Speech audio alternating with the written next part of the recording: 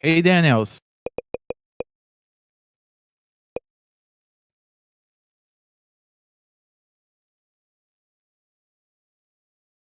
Posso sim. Deixa eu ver.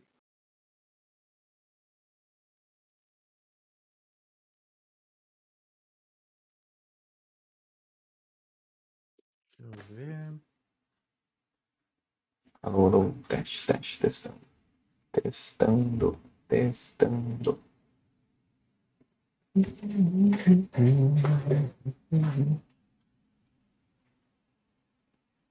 Deixa eu ver aqui, peraí.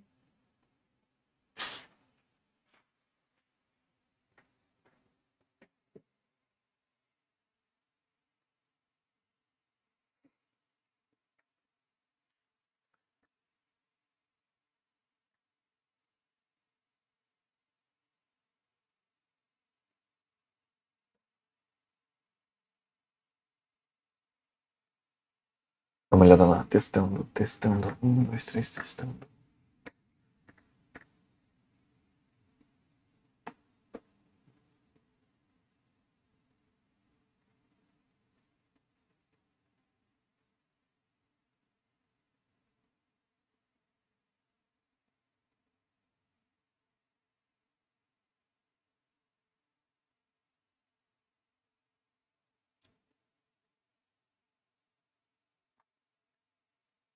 Cara, pra mim tá. Alô? Pra Alô, mim, 100% tá decente. Deixa eu assistir decente a o quê? live aqui, se tiver. O áudio. Deixa eu assistir a live aqui, vamos ver. Deixa eu ver. Fala como se você estivesse conversando com o chat. E aí, chat, tudo bem com vocês? Hoje a gente vai criar vários bugs aqui. E deixa eu reduzir o bump aqui. Deixa eu ver. Alô, alô, testando. E aí, testando. 1, 2, 3. Teste, teste, teste, chat. Como é que estão as coisas, chat? Cadê o meu chat, na verdade?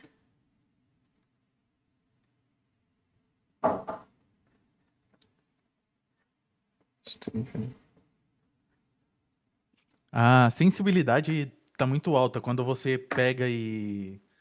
Alô? Tá me Tô ouvindo? ouvindo, tô ouvindo, pode falar. Quando você pega e bate o mouse, quando você, tipo, levanta e coloca o mouse na mesa assim, ó, tipo, tá bem sensível. Então, tipo, quando você faz um barulho, tipo esse do mouse, tá pegando. Não sei se tu consegue abaixar aí a sensibilidade, alguma coisa assim. Vê de novo lá como é que tá. Eu baixei o ganho. Agora eu tirei o ganho. Tá sem ganho.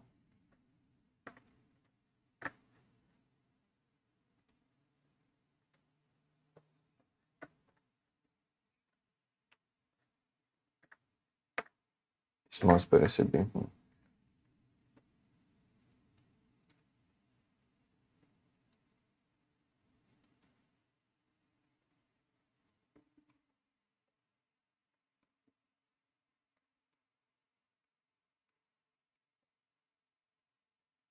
Cara, esse mouse aqui, é... ele é legal que ele tem umas ações, tipo, É, ó, ainda tá pegando um pouquinho. eu posso dar esse double click aqui, eu posso girar pra lá e eu posso scrollar usando o dedo. Isso eu acho legal. Mas eu também tinha preconceito contra ele. Mas ele é bem pequenininho, é Ah, fácil de tá levar falando de um que não canto pro gostou outro. do mouse? Ah, tô falando pro chat ali, o Igor Ribeiro perguntou.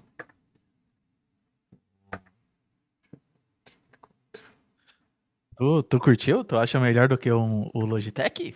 Não, o Logitech é o melhor que tem. Ah, cara, esse não tem como, cara. É tipo. Deixa eu ver agora o que você tá falando. Eu ainda tô. Cara, tá com 0 de ganho lá.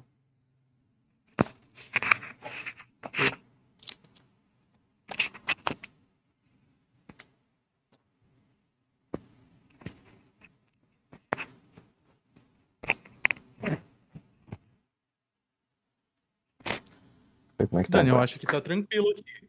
Eu Tá de acho que tá boa? tranquilo o áudio. Tá de boa. Beleza. Perguntei pro chat. E aí, Igor Ribeiro 93, o que que tu acha do áudio? Não tem ninguém Tá no bom aí chat pra lá, não. vocês? Pra mim aqui tá. Deixa eu compartilhar a live aqui no grupo.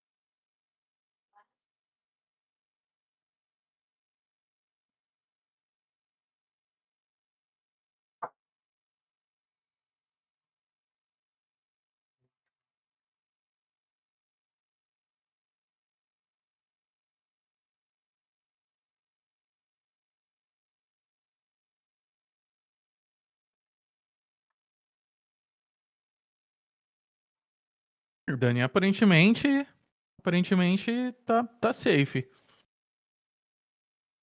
Pô, legal aí, tô É, trabalhando do beleza. lado do Lucas. Aqui. Ah,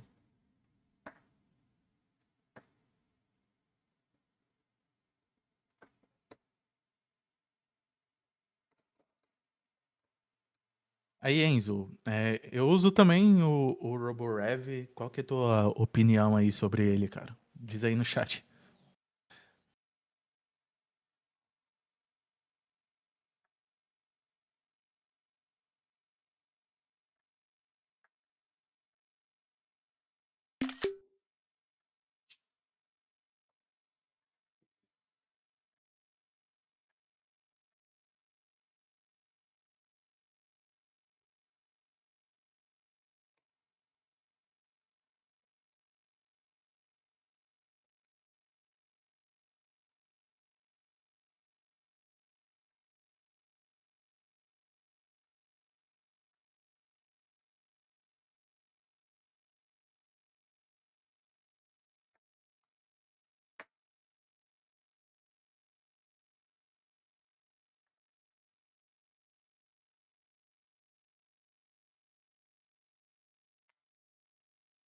ele aceitou o PR de suporte pro próprio, foi bom demais.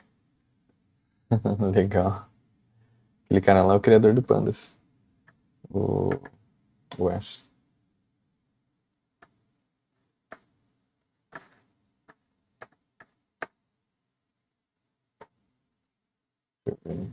Feituras. Aqui. O Pueblo.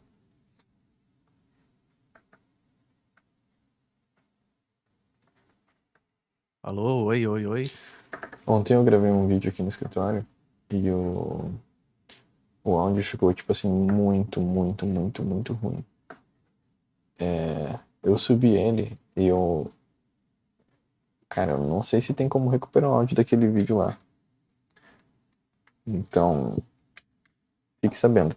Tem um vídeo lá que vai estar com áudio muito ruim, tá? Se não conseguir recuperar o áudio, é pra jogar fora. Mas se der pra recuperar. Então, eu vou testar, como eu tô com a assinatura lá do Premiere, eu consigo usar o Adobe Podcast. Não, aquilo Vamos lá ver não se vai vai, recuperar, se não. vai. Isso, a Será? recuperação seria que teria que. Cara, fazer mágica. É tipo. Beleza.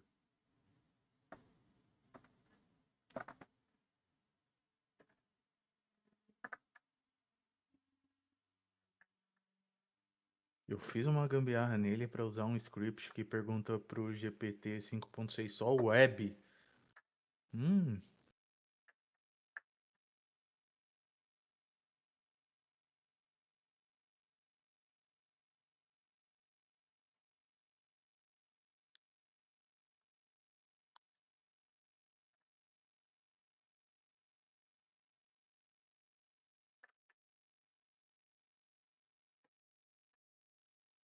Onde que. Manda o link pra mim no Discord de novo. De onde que tá a thumb do que é pra usar, por favor. Ah, beleza. Daquele vídeo. Tá aqui. Tá no Dropbox.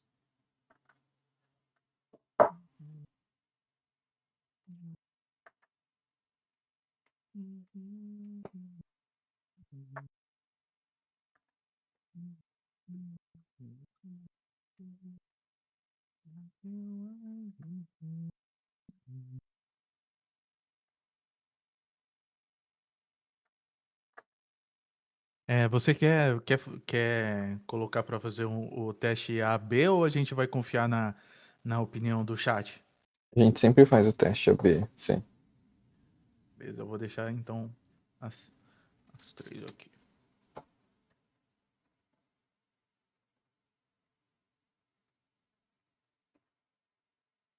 Vou te mandar no Disc.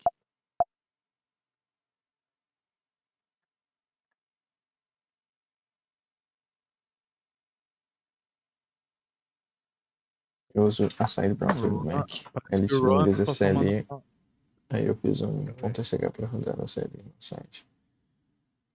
E automação simples, só mandar mensagem frente apt e esperar a resposta do meu. Que a side browser é esse? Um, Tá aqui, ó, Dani, você já comparou te mandei no. esse. Beleza, vou dar uma olhada. Você já comparou esse a side browser aí contra o Fox? Foi comigo que você tá falando ou com o chat? Com chat. Ah, beleza. Eu não faço ideia.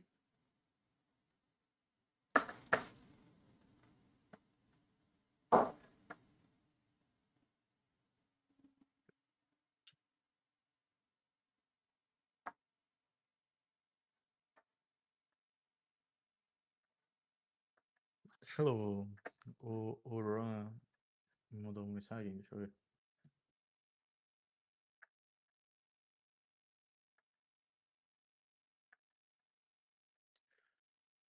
Ah,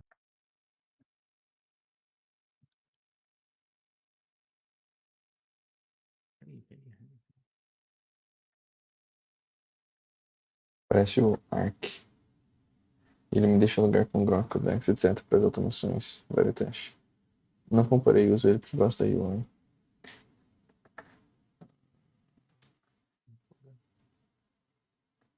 Cara, eu vou testar esse site browser. Né?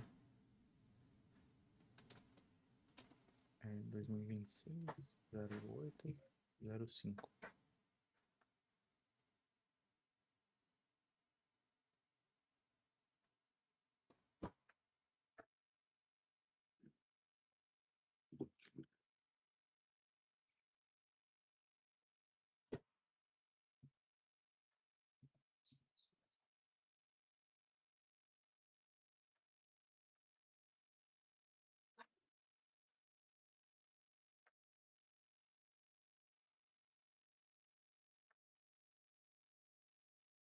Danilo, tá ouvindo meu cachorro chorando aí? Tá vazando pra você?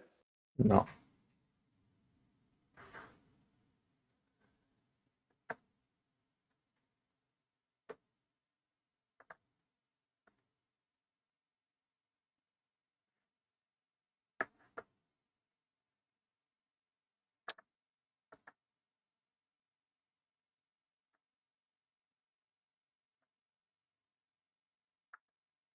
Já volto, cara.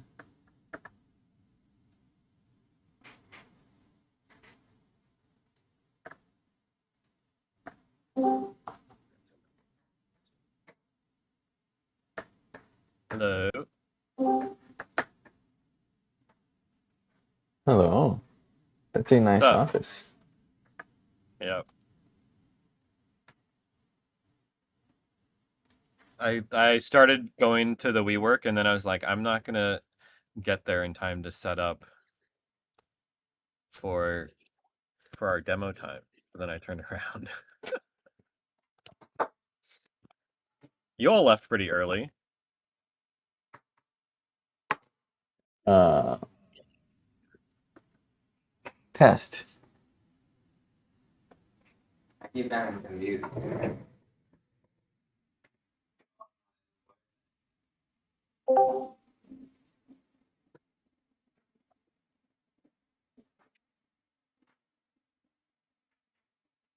Test. Testing. How's the speaking?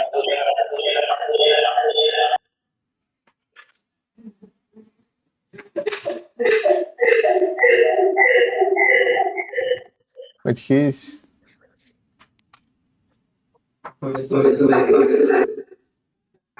What's going on?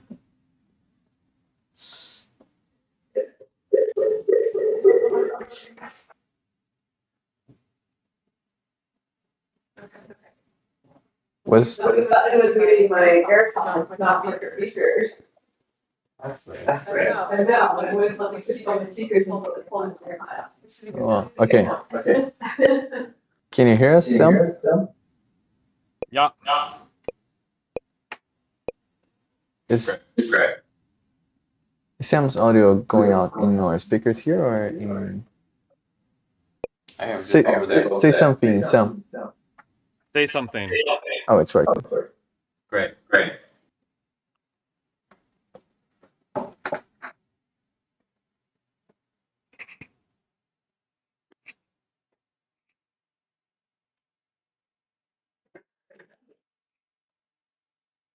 Are you coming to the office later today, Sam? Yeah, I'll come in after stand up. Have you guys ever done a robotic Korean food truck? I saw them talking about that outfit. You can come in from that. See robots make Korean.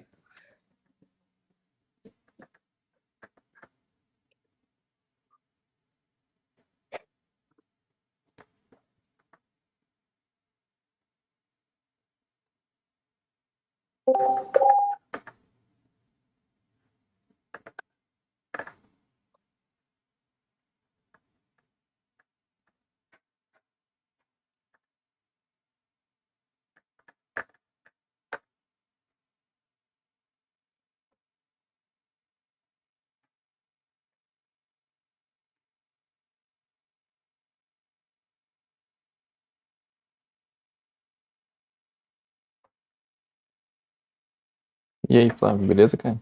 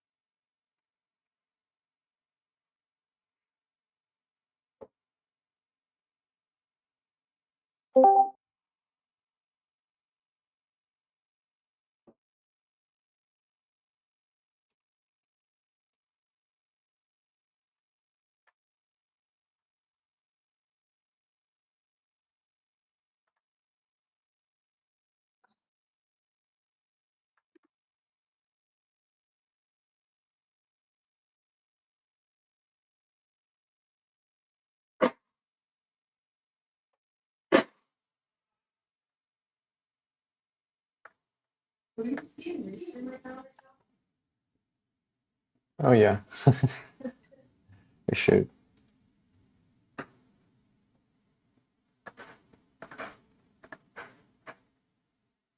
should make a calendar.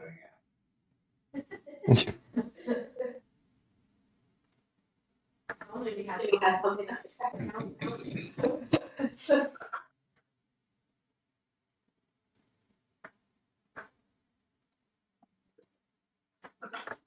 How do we want to do this?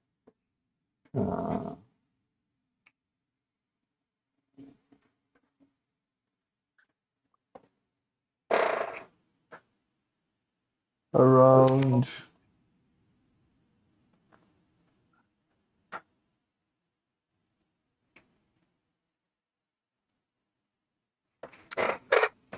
Hey. Let's see.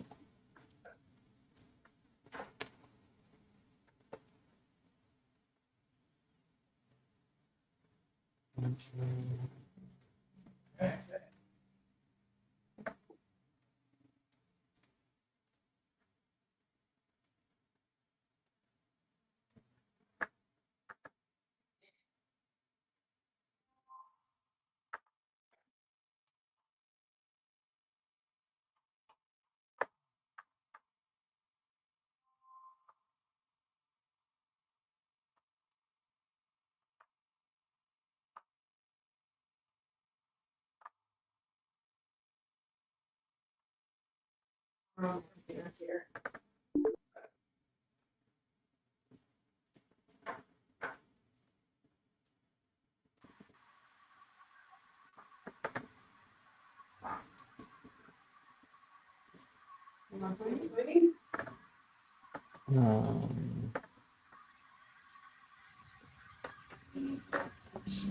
Scared to unmute things. I don't know how to mute.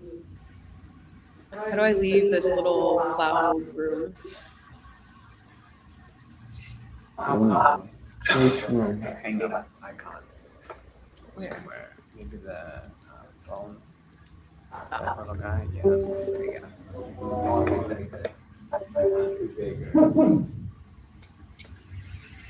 All right, Rowan, see her.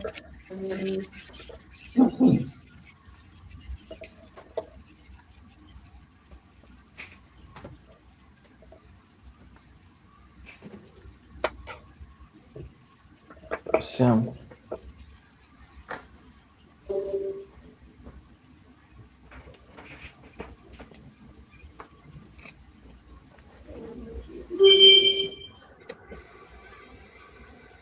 One new viewer on. There's transcriptions. What is that thing? What's your flow? No, came out today. Oh, Because one new viewer on Twitch. So am I supposed to join me? Yeah. Okay.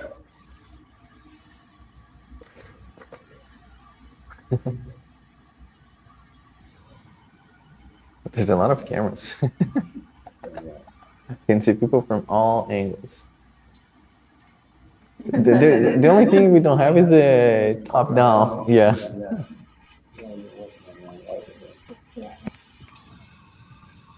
Not yet. Rowan, not hear us? Oh, you can't. Yeah, it's a little reverby, but I can make it out. Everyone's muted, right? I'm also hearing myself repeated. Oh, No, because I it's think not you're on muted. Discord. Uh, Maybe you need to leave the Discord room. Because the room is in Discord, even though we're all off Discord. Okay. Myself on Discord. Okay. If you deafen yourself on if you right click the microphone and hit deafen, then that's basically that you're in the other call mode for gathering.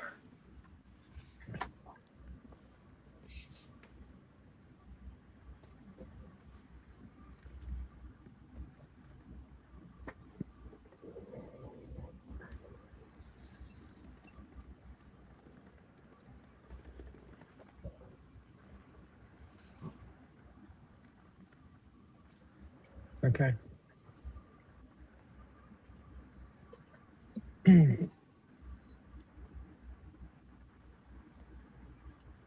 Bennett keeps looking for you, Sam. Keeps Keep checking everyone who walks by. Is that him?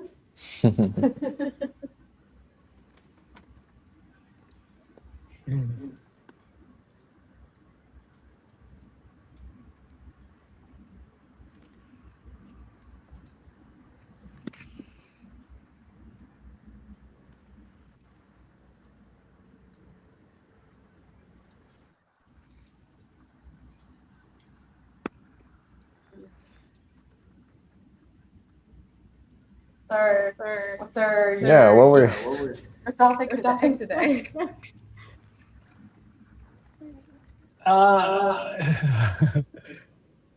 We were going to do demos, right?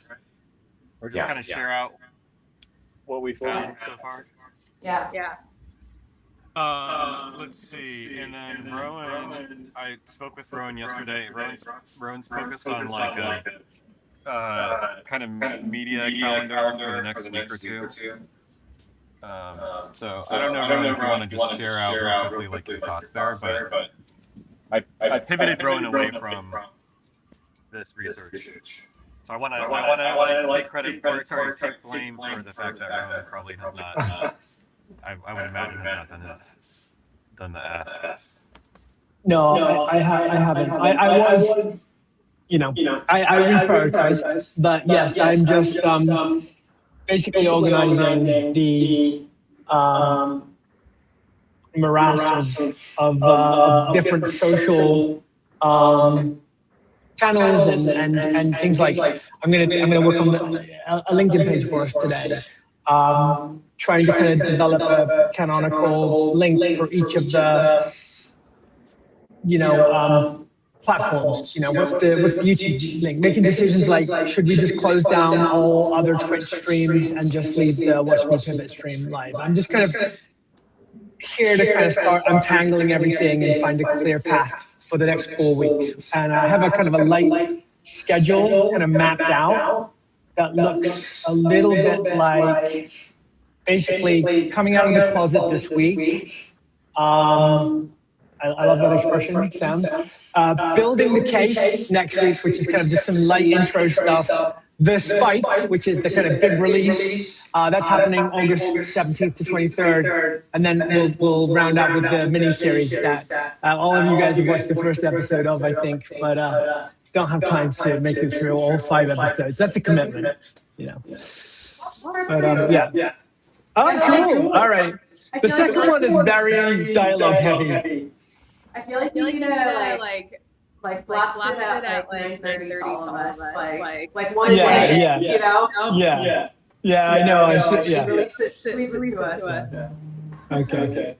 It does get pretty tense when Sam comes back. There's a lot of drama. I call episode 3 "The Boss is Back."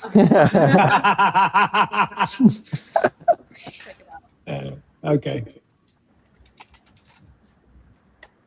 Yeah, that's me.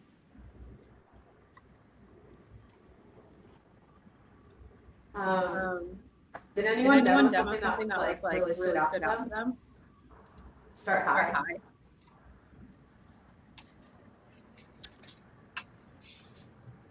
I can kind of show what I messed around with, but it's hard to demo. If someone else can go first, I can kind of get my things set up there.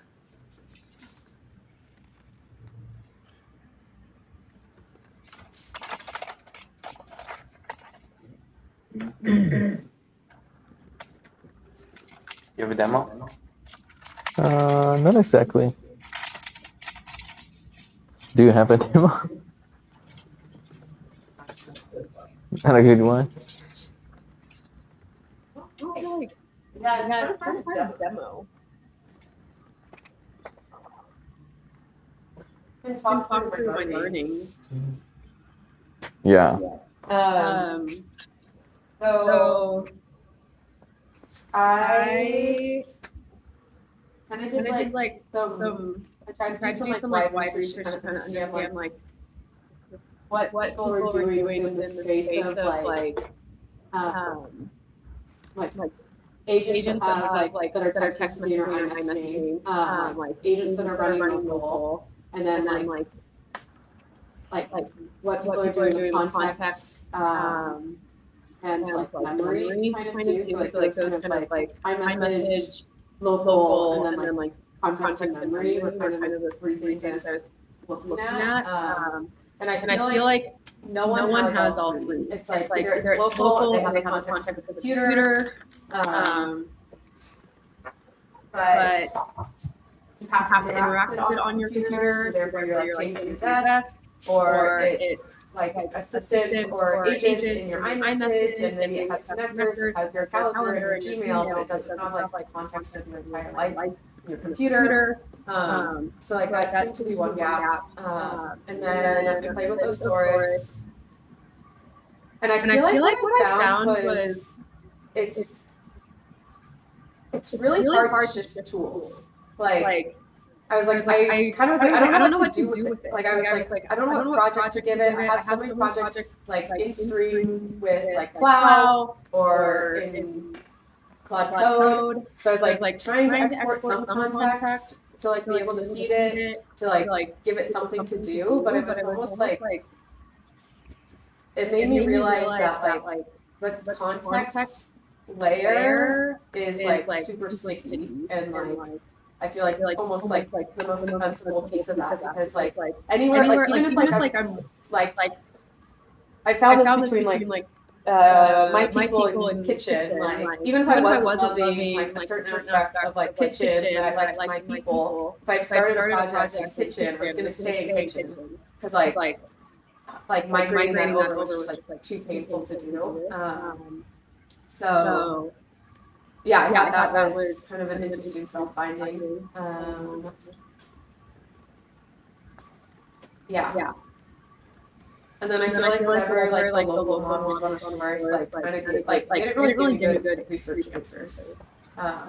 So maybe it was good for like searching within my computer, but whenever I asked it like more research questions, it was like very vanilla. So there's like strengths to local models and not strengths to local models.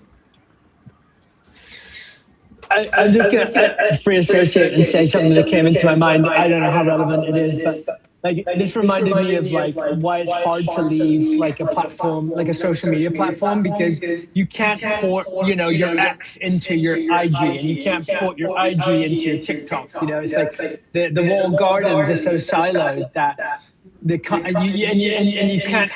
you can't export your history and re-import it. It's just similar kind of scenario.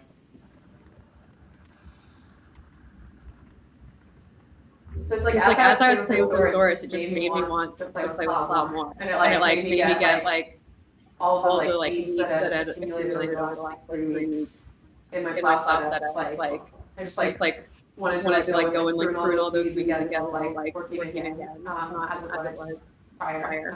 So yeah. That's interesting.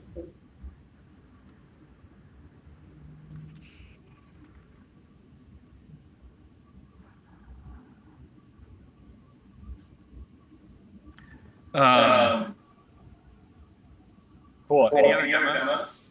No one has like a tool to demo? I can demo Sorry. So first to react to Mary. Yeah, I think. Actually, let me go ahead and demo, but then because I feel like my demo is a yes and to what you're saying, Mary. Okay. I mean, I could literally open up what I did in the source, and you guys would be like, oh, cool. There's some chat threads and a lot of failed. I don't know. Like it just wasn't that impressive. I don't know. So yeah, open it up. Yeah, let's. I'm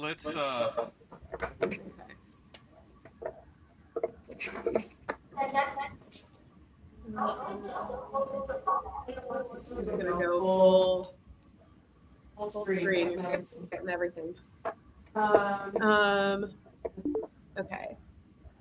You're not sharing this screen, Mary. Oh, I'm not. Oh, you are. Sorry. I am. Okay. Getting some. We're getting some kid noise. I don't know if that's a. That's weird because my kids are not around. Oh, that might be Roy. Oh, maybe. Okay, Oh, your brother's in our Oh.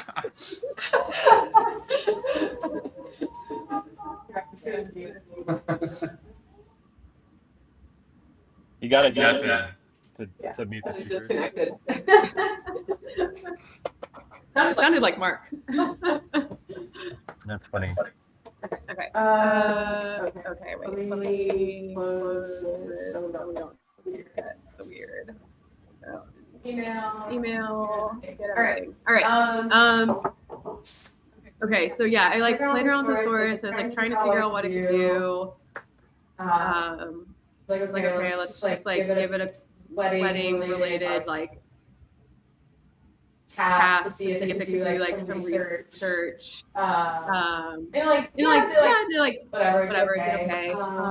I did like one self-scheduled thing, which I think it did not like this was like not meaningfully helpful. I was like asked both this and Coke actually to like create like a scheduled a scheduled task where it like does research on like different agentic tools that are out there and like new and upcoming and like in the space that we were kind of talking about. And so this gives more. I have a question. Yeah. What is Asaurus promise to offer that you wouldn't get from OpenCore or Cloud Code? What is it specifically that it's optimizing for? I think their big selling point is like the security and like the local model. So like you own your own AI. I added my open AI subscription to this. So I've been using like the GPT-5, but I could run this locally, and so it's like it's open source. It's all on my own Mac. I was pouring through Reddit, and they very much like consider their competitor Hermes. So that's kind of what they're trying to the wedge they're going after, just like security and local AI. But yeah, I mean it's a good question. Okay, and then like this morning I was like, okay, what else can I do? So I like exported a bunch of photos to a folder as like, describe this flower style. And it literally just like kept failing just before this like finally created a contact then like failed. So like you can give it access to like things on your computer, but I just like I've been kind of unimpressed by what it's actually come up with, but maybe I'm not giving it too cool stuff to do. What is I did. Okay, yeah, this is also. I was like, okay, can I set up my text commit scanner? And then it like kept failing. I feel like I tried one more thing with them. I like put all my like wedding contracts in like a folder and asked it to like what should be on my radar, and I can't find it now. But I don't know. I was just trying to play around with it a little bit, but nothing earth-shattering in my opinion. What is the revenue model? Sorry, I'm trying to figure out how to unshare.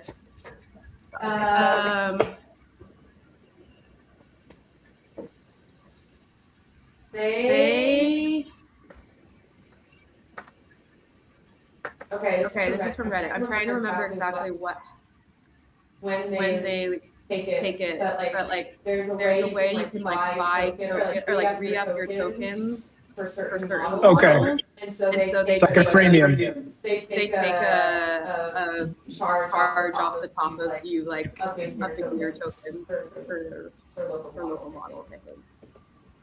Okay. They're open source, so yeah.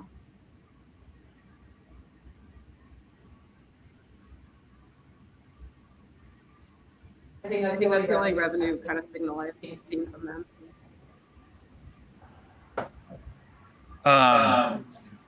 Okay. Thanks, Mary. I had a similar experience.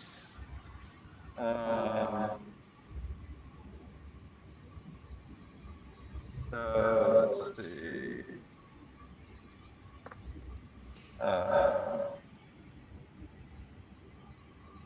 Share my screen. Sorry. Okay, so maybe I'll share three things real quick. So first, the local models. So Mary, my experience with the local models is very similar to what you just said. So it's an established space, but the desktop like file tool integration is core. I think partially it's like the tools aren't built for some of these. Like for example, did you play with the source too? What's that? You played with the source too. Yeah. Nice.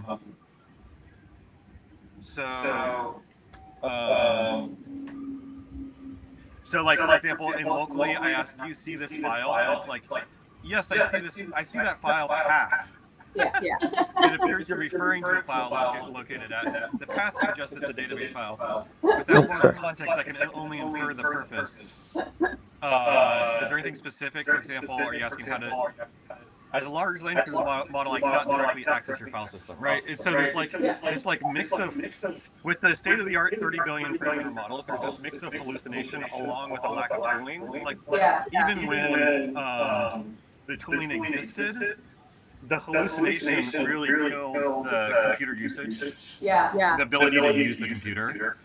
So like in Bionic, I asked about my friend Josh.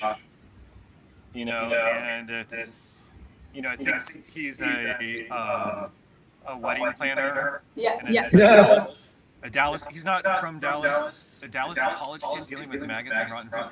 It's like maybe there was one text that he was like in Dallas for a moment doing something. I don't know.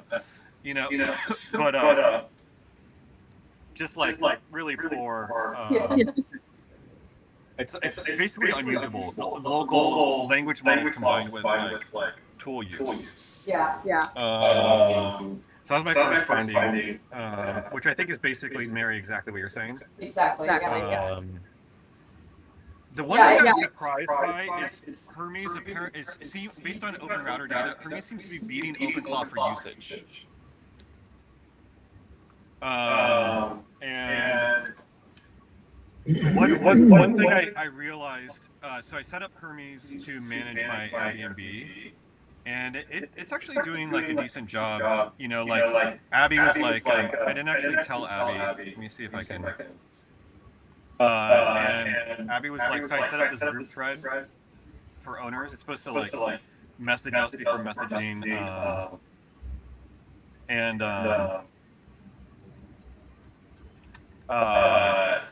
let's see.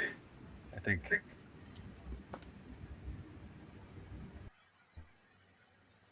Oh, I don't know. The message from Abby isn't in here, but Abby was like, who, what is going on? Oh, she actually messaged me directly. She was like, she's like, who's on this thread? I'm confused. Like, she thought it was a human that like I had hired somebody. Which I felt like was a good sign. So this is the Hermes how-to Lucas. And so one thing with Hermes that I really like, let's see, is that it will actually edit its skills. So it'll do like a self-improvement review, which OpenClaw supposedly does that, but I just haven't seen it. It seems like Hermes actually. And then the other thing I think is something we should just consider consciously is there are essentially two memory formats. There's open knowledge format, which I think some of you are familiar with, and then which I would summarize as like if you're actively managing your corpus of data, like if you're writing to it and editing it, open knowledge format works great, right? So like with Hermes, there's enough data where I don't really need to passively ingest context. I can just like every night look at the messages and like edit like markdown files that I can then open in Obsidian, right? And like, I can mark each markdown file from draft to final. So this is like this is like an internal company wiki, right? Kind of situation, but it's not passively collecting facts into a database. And like your brain works. Does that make sense? I don't know if I'm connecting here on this one point, because I think it is really important. You're saying that it is not passively like on every message, it doesn't passively process it, it's like actively every night process everything and update the memories. There's two different methodologies for storing everything about your life. One is like actual curation in gardening, right? So this is like a wiki. You might open it up in Obsidian or your Notepad. You're like go like it's a small set of data. Sometimes you can fit the whole wiki into your context window, right? This takes a lot of active work. And when you say you mean like you physically, Sam is going in and pruning. Yeah, you or a good language model, but it's like it's just like for my Airbnb this works because it's like there's only one way to unlock the door.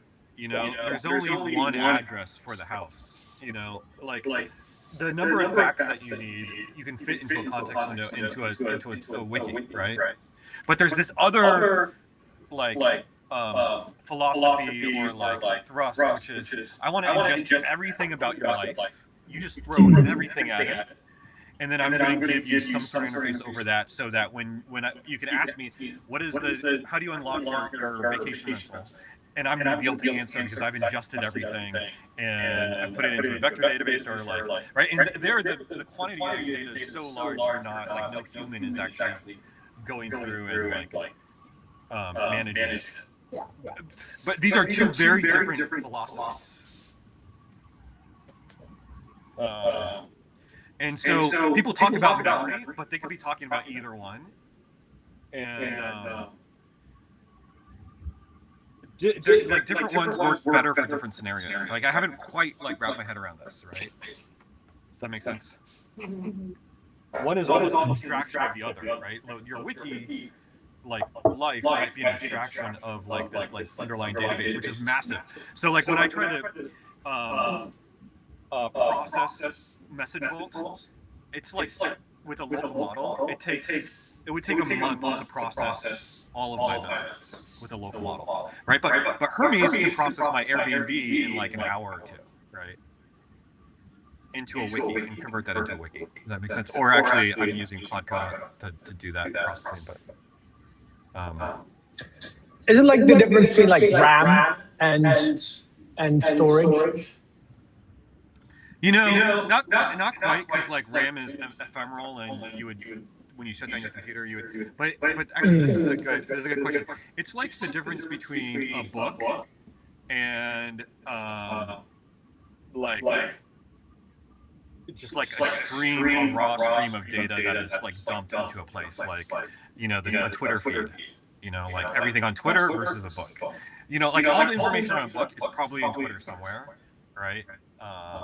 But a book, there's been a lot of effort placed in the curation. It's much more condensed. Yeah. Okay. So that was. So my Airbnb with Hermes was my attempt at the first, and it seems to be working pretty well. Like I'm getting to the place where I'm, I just. Let's see. This was the first moment where I was like, yeah, just. There was a moment where I was like, okay, yeah, send the message you crafted, right? Like my goal is to get to 100% of just send that message kind of thing. So that's the first. On the second category of data,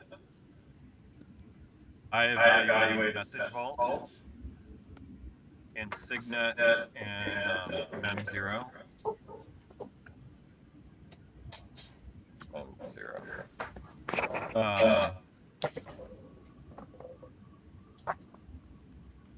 And honestly, so message vault is just storing your messages.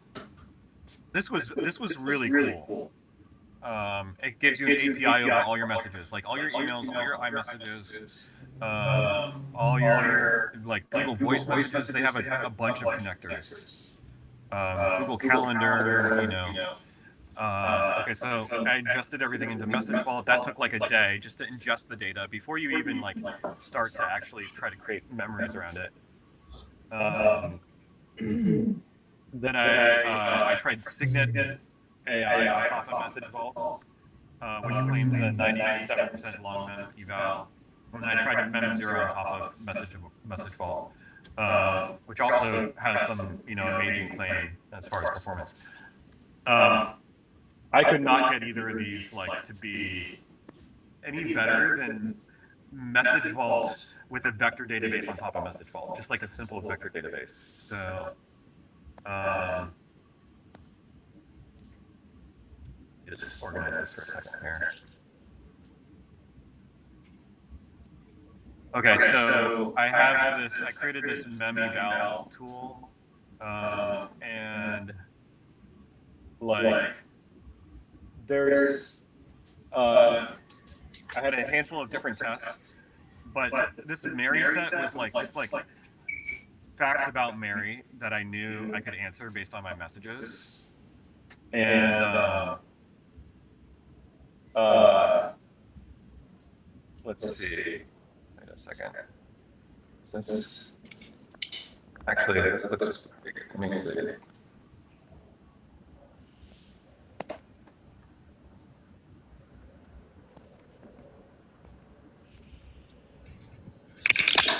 All right, it's fine.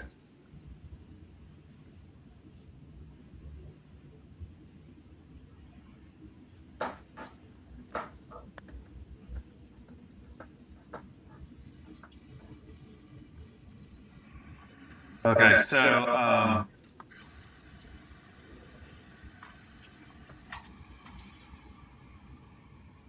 okay, so this is the summary.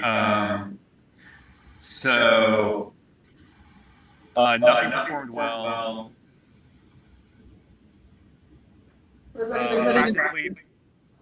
Practically, Message Vault's hybrid search wins. So that's plain keyword plus plus vector for semantic search. And yeah, it was basically like yeah, the LLM extraction layer doesn't earn its cost, which I thought was kind of interesting. Yeah. So Fabricated a spinal surgery that never happened. yeah. And this is using yeah. So and so Mem0. This is using just like my iMessages, like I was, which took Mem0 and Signet about 3 days to process, you know, and it would be about a month to process all of my messages. So that was interesting. Then I asked like to just use Message Vault to tell me about my life. So this just came in, so I don't know. So I'm gonna read this live. Oh, I think this is public. We can talk about this now. Sam is in one of those stretches where everything important lands at once, and he's mostly holding it. He came back from paternity leave with a newborn and walked straight into closing out his old company. He handed it to Cameron and Esther as co-founders and spent 2 weeks chasing safe signatures and personally texting each investor before the news broke, which mattered more to him than the terms did. Oh my gosh, I'm gonna cry. Like letting investors know. Oh gosh. It says his brother leaked it early to one of them. Sam was quietly furious and addressed it directly instead of stewing. Sorry, Daniel. I actually don't know if this is true. Like, there's like, it's unclear exactly what happened there. So in Daniel's defense, now he's all in on Cloud, his new Mac AI app launched late July. He's raising candid that they're losing money every month. Here's where the strain is. Rory isn't sleeping. Abby's running on empty. Sam's burning PTO on childcare. Around the 13th, it boiled over with the in-laws. While they've been triangulating, he told them plainly he's overwhelmed and asked for help. That's gross. He and Abby are tired with each other, just depleted. Lots of mutual, I'm sorry, I love you. And he keeps angling for a date night. Gosh, I'm like getting teary. Meanwhile, his mom hit the ER mid-July, kidney infection, rib damage. Then notes involves stones on the CAT scans. Her healthcare navigator has noticed she can no longer advocate for herself. Hard call with his dad, confused, lonely, estranged from everyone. He drove back to California alone July 26th. The family follows in 10 days. He's stretched, thin, anchored by faith, and generally good at the hard parts. Oh, gosh. Holy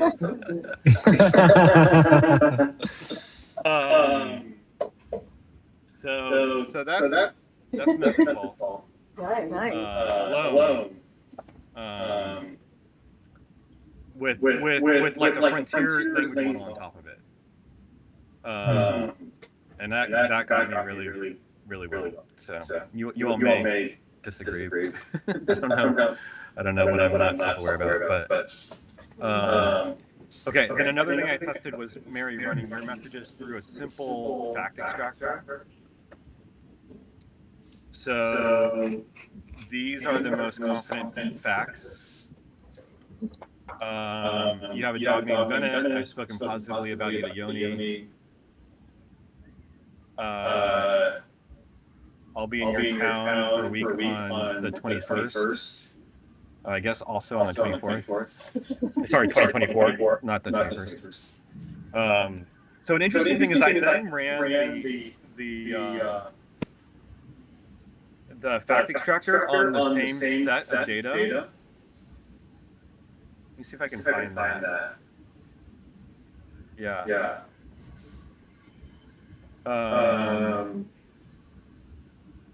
So I ran the same experiment, and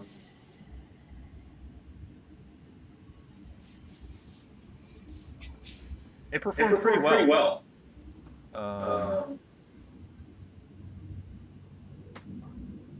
Okay, so how does the fact extractor compare performance versus the other memory tools based on?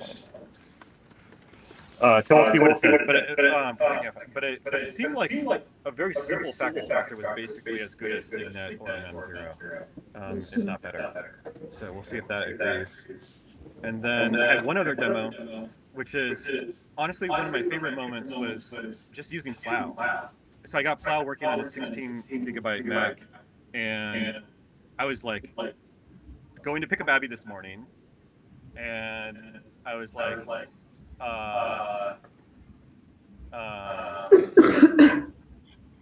so first of all, when I woke up, I was like, oh, I don't know. I was like, when does Abby land today? Can you look at her flight? I found the flight in the calendar. And I said, is it landing on time? And so this was the benefit of a 16 gigabyte Mac, because my MacBook Air really struggles to run the browser container. And it's like, I looked it up. It was great. It's arriving 15 minutes early.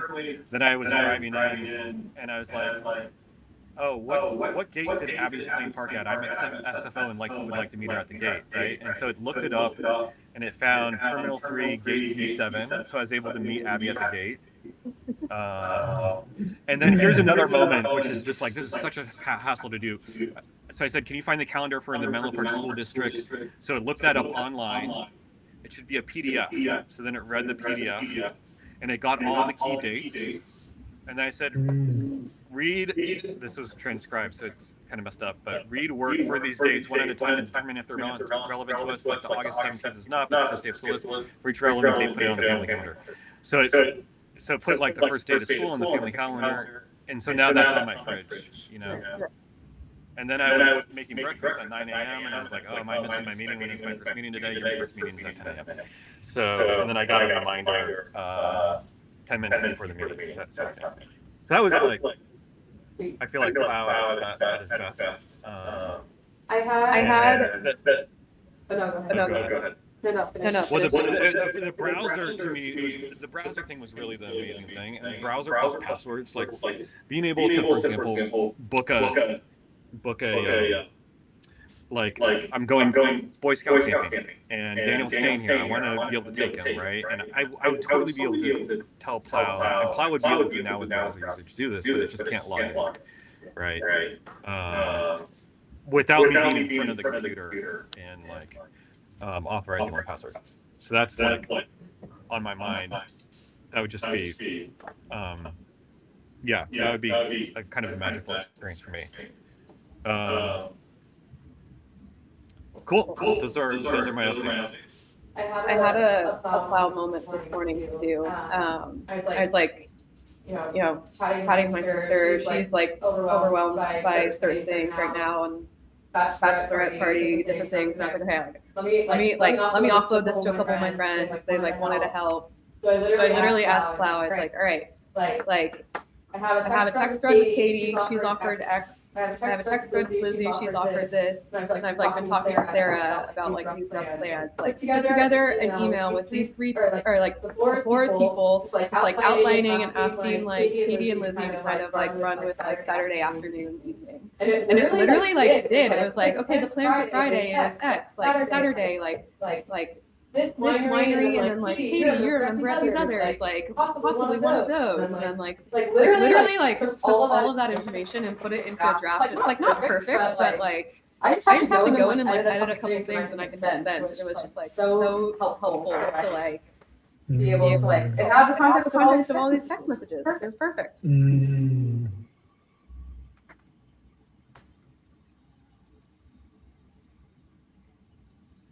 Can you imagine a cloud, like a state-of-the-art model and message vault, like that moment where it describes me, and it's like it just knows, you know. Yeah.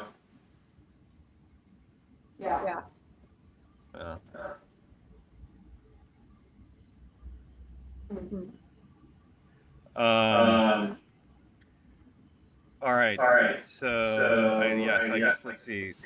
I think there was like let me just go over to. You guys can't see this. So I think my takeaway from that, I know that was a bit of a long demo, is that local LLMs aren't great. Message vault with a state-of-the-art model is amazing. Knowledge format Kathy, okay for small curated data sets versus basic tracking. This is kind of a TBD. Browser use is amazing. And then let's see other things I saw. Calendaring is a crowded space, and I don't know why.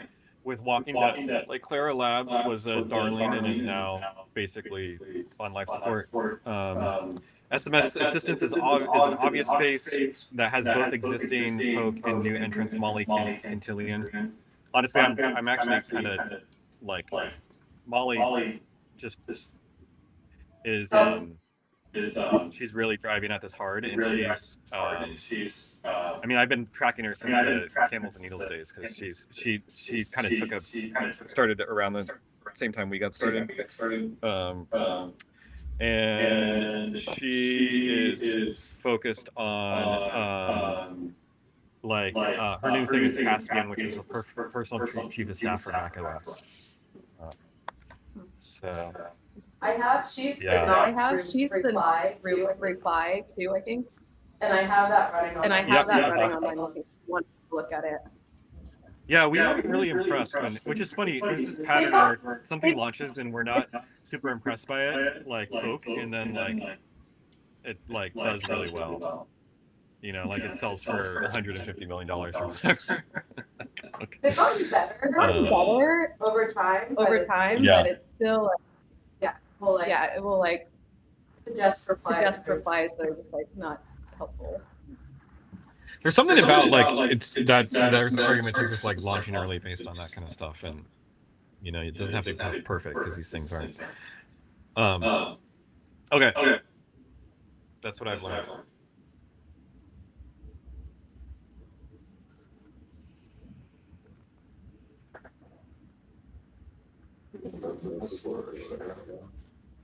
I'll just go real fast. I spent a lot of the day working on Cloud API yesterday, but I also was exploring the kind of the infrastructure side of Domo, like you were talking about, spinning up thousands of whatever. And so Cloudflare kind of has worker concepts that basically is interesting that it's these really lightweight processes that can kind of live ephemerally. And what I thought was most interesting is that they can connect to a WebSocket server and you can wake them through this socket, right? So you can imagine a cloud phone number hitting waking up any one of these instances, and then they boot up really fast, under a second or whatever. So you can have this is an example of one of these things, or just some UI on top of it.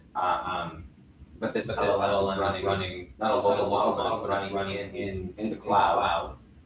And it gets woken up whenever you send a message.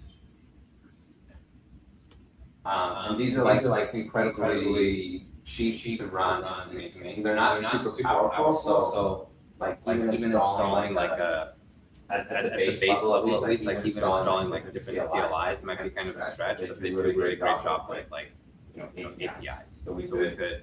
I can imagine having something like this. This would solve like, hey, you want to have a lot of different domos, and hey, you want them all to be running all of the time. This would solve that problem. And then they would need to like write to APIs to do a lot of the work to like obviously fetch context from your Mac, but even like coding and stuff. I don't know if this is like the right space to do it in. But it could definitely like collect a bunch of context through APIs from your Mac or wherever else, and then use the LLM in the cloud here to like help come up with some answer or something. Yeah. This is pretty cool. So this is all on Cloudflare, right? Is that right? Yeah. This is all on Cloudflare. And it's at the edge? Do you have a sense of where? I don't get a sense of where. I can look into that. The way that these work, I would imagine it's some edge for sure. The persistence is all like done through SQLite. So that I'm sure they incorporate that and spin them up wherever. Yeah, even like the file systems, like all that stuff gets preserved. There's something about like cognitively, if I launch, like I'm okay putting my personal data in Vercel because it's like my infrastructure, right? Versus loading my personal data into one of these startups, like AI calendaring startups or whatever, and I'm trying to figure out like why I feel that way, and what that means for our user base. Yeah, that's interesting. Yeah, it's like you still are in full control over your stuff. Like, yeah, but you're not trusting Vercel and some startup. When you start ownership, like ownership over like what you do with it too. I mean, like even like another example, kind of what I was talking about earlier with like I have all my wedding planning stuff in a GitHub repo. And right now I can point it to Plow. I can literally put Plow in that repo and like have it do things. I can have Cloud Code in that repo doing things, and like I have like switched off, but like I know that I can just like point whatever I want to that repo to get stuff done, and like that's where all the context lives. Yeah, there's something about like Mary, you trust that is not going to get sold on the internet or like hacked or like used for like Facebook ads or and I'm assuming, or maybe that's not true. You know what I mean? No. I think it was more me just wanting to control everything and not liking the options I got and use like cookie cutter services. Yeah, there's an element of control to it. Like all of a sudden, I'm thinking about how many more ads I'd be getting right now if all of this was, if I was like doing this on one of the platforms versus just in my own. Right. Yeah, it's like infrastructure that previously was only available to large organizations that had a team to manage it. Now is a lot more appealing to individuals. And what does that mean for Lucas, your demo? Like I'm confused about that. I don't know. Yeah, I don't know.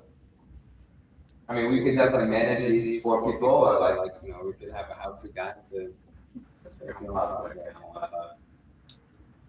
The main thing is that these are like also incredibly cheap. Like there's like a flat subscription of $5, but then you can have, like as an individual, you can have like 100 domos each. Taking outside of things like you can message 100 domos by like 100 times a day or something. What was the okay, Lucas, can you compare this to like AWS? Like, what's the key user experience or like user facing this unlocks X, if anything? I think it's just a way, like, this was a way to like have easy and lightweight sandboxes, essentially. That I think would be different than anything that I know of. I mean, I'm sure Amazon probably has some similar offering, but the way that we've developed on Amazon's infrastructure has been like provisioning hardware at some level, even if it's like ECS or whatever, and Fargate, like you're still like saying, hey, this is my Docker container, I'm gonna spin this up and run this cloud, and this is you know, I could just do like a lightweight sandbox that is instantly provision, like you just give it a name. And can users feel ownership over the container, or is there any kind of like you know, management layer where we manage the account, but we can expose like logins to specific containers, or like can we give users a sense of this is my container?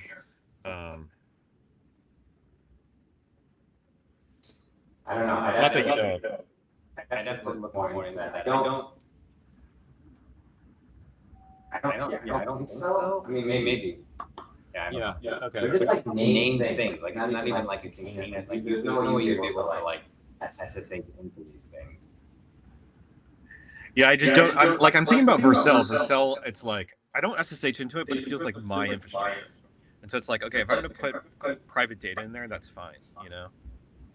And I'm not. Yeah. Okay. Cool. Pretty like dashboard and control panel on top of it. Right. All right. Anything? Any other demos? Yeah, I can demo.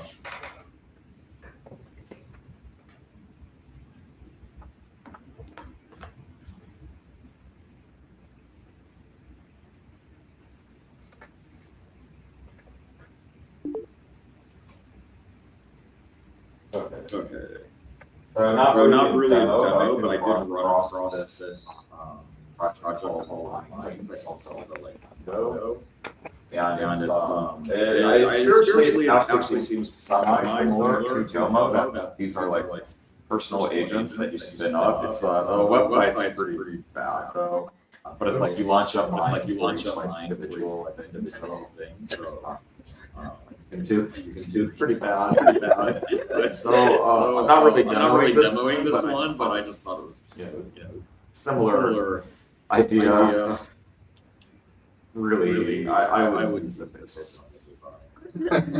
but a project I do use. Oh, actually, I need to share it. Dude, we gotta get the BizMind going on our company.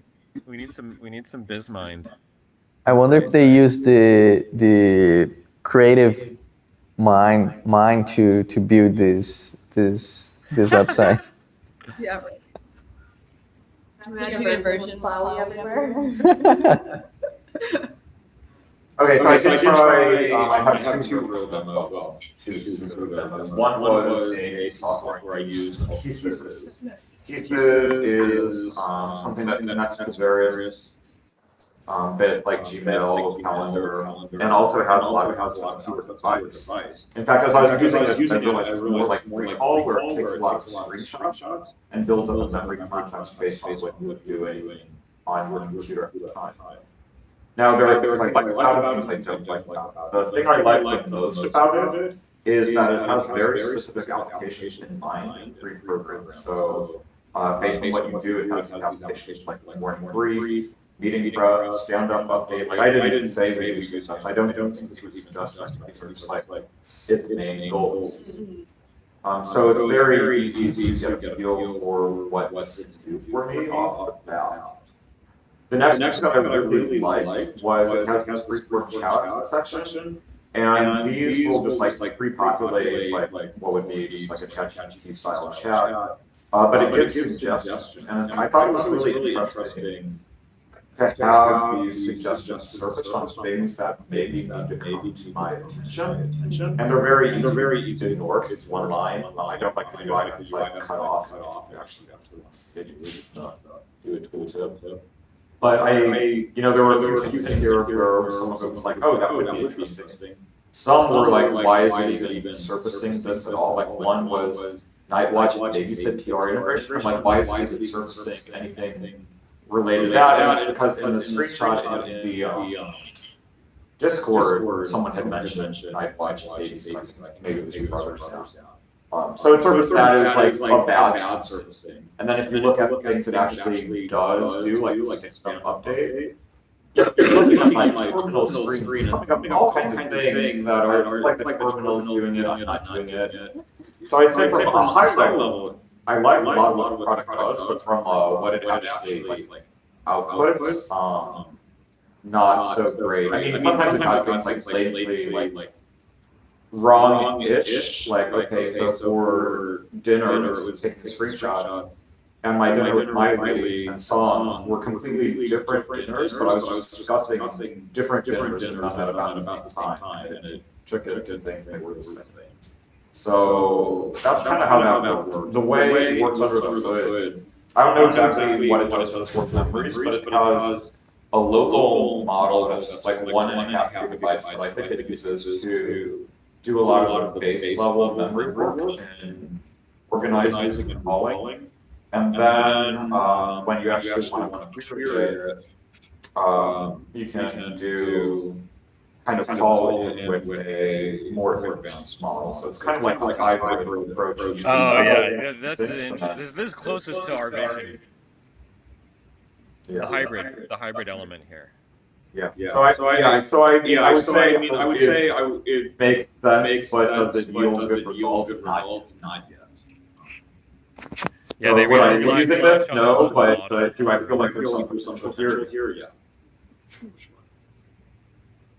Oh, this is funny. Your screen must have seen something I was presenting. It got my brother's architectural question.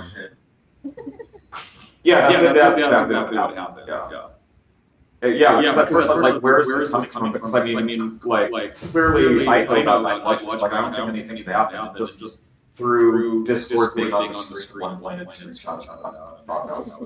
Yeah. Interesting. Cool. And then the second demo, so the thing that's more work my mind, so that was just kind of ambiently running in the background, was a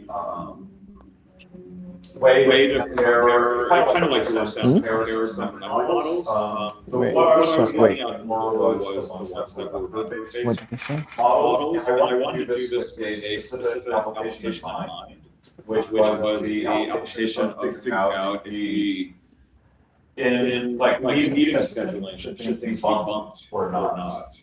So this isn't fully finished, but right now it's looking at kind of synthetic data with actual criteria on whether we're should bump meetings. It's not just about is the person important, but it's about like what commitments you may have made, the urgency, consequence of delay, like area priority, rescheduling flexibility. So it takes a lot into account. And so here we have like certain scenarios that test each one on the left side. Interesting. So there's like various different models and strategies. Aggregates, that's kind of a bad name. But this is like base level, not really looking at much. Local is fascinating because local is a database that was made by the model itself, knowing the application in mind. And this clearly did the best of anything. So I kind of feel like we're with applications in mind, we can basically do better than anything that's off the shelf. We from this preliminary result. I have another work bit of data, all the Enron emails and like Enron calendar schedules with like just this big corpus that I want to run again. So we'll see if things change, but for right now it's like doing our own memory database with our own applications in mind will be the way to go. So that I feel like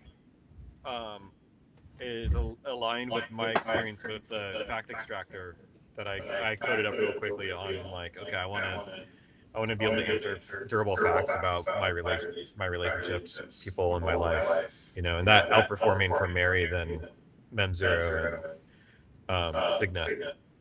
Yeah, so I feel like this is a very easy another data point that confirms that. Yeah, it's interesting. Yeah, so the other one I tried, so net zero, I tried to out like API failures, so that's like another point of like, at a random time I'm trying this like down. I didn't really try it and it gave results. You were using their, not their local?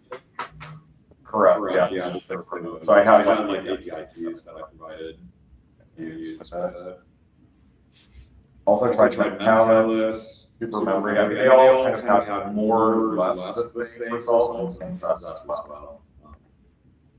I think one thing though, in the technology is I did allow a state information to be a legitimate choice, and I think maybe I should have done that. That either definitely change the bump or definitely choose to not bump on that. I didn't hear what you said at the beginning of that sentence. So in the testing methodology, I allowed like abstaining from making a decision about calendars to be acceptable. So I feel like that maybe was a mistake on my part for getting great data from this. Why? Because that's not a valid or why did you feel like that makes it a test? Because in an application, then that puts the onus on the user to then make a decision. We want this to be fully automatic. That doesn't work. Also, I do fear it might just be like an easy way out, and we're scoring, are you making good decisions or bad decisions? Well, it's like, well, I made no decision, and, you know, I feel like, I don't know if that's strong. I mean, maybe it is a good thing, but my kind of instinct, maybe I should have not done that. I see. It's. I mean, the local model got the abstinations correct. Yeah. So anyway, next time I want to run it in big work also. See how it goes. Cool. Yeah. So that's been a fun. Nice.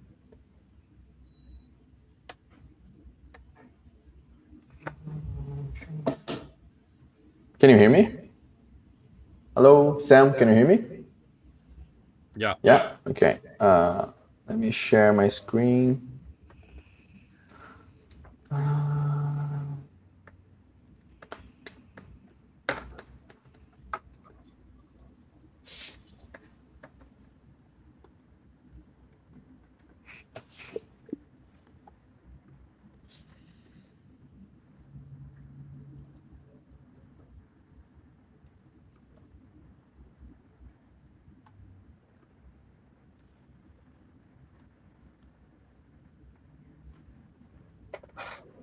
Okay, so yesterday I was exploring, the question is, if we're, what's that?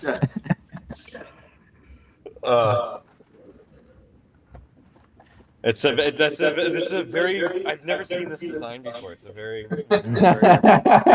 this must have taken you a lot of time to make this design. So this design took me from the beginning of this, or at the beginning of our daily use, I just said, hey, can you put all the information HTML using file style? And that is the result. But the thing is, we have our passwords, and we don't want our agents to know the actual passwords or the key to the passwords. I guess that's not how I feel. Like I personally, me as a using AI, I just give all the keys to the kingdom to my agents so they can work. But I know that not everyone feels that way. And so, what is the best thing possible, the best option possible for us to use?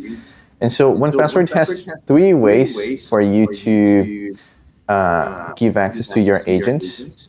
And the first one is the one that I guess we used and Swags used, that is the 1Password CLI. So you teach your agent to use the CLI, and it can access to all the vaults that you have access to, all the passwords you have access to. And whenever it's asking, it will prompt you, so you just use your biometrics to approve it. This works if the person is in front of the computer, but other than that, you won't be able to access your credentials if you're not there to approve. And every time it wants to read something, it will prompt you. So that is the 1Password CLI. The second way for you to do that is using a service account. So you create a service account and you create a vault. And during the creation of the service account, you attach the vaults you want it to have access to. So it doesn't have access to your personal vaults, and I guess you have one vault by default that is your personal, and it doesn't have access to anything by default, only things that you attach. And so when you're using the service, when you're using the service account, it's it doesn't prompt you. So I guess that's the biggest difference. So if you want your agent doing work for you while you're not there on your computer, it will just use it's called service account authentication. So it's a token, and to get access to your credentials. And This is how I like the pipeline works. yeah. Oh yeah. All right. And the third one is using the MCP. And the difference of the MCP is that this is the one by default from 1Password that your agent actually doesn't see the credentials. So it doesn't send your password to OpenAI, to Claude. The way it works, it injects. So the 1Password app runs the process for you and injects the environments that you want, that the process requires to run that thing. So this strategy that works by default on the 1Password app is similar to what Swags developed. So that is the difference. But it also prompts you. I think it also prompts you whenever it's accessing your credentials. So it has the benefit of not sending your information, but it also prompts you to use it, and so you need to be in front of your computer. And I guess the fourth option was the broker that Swags created.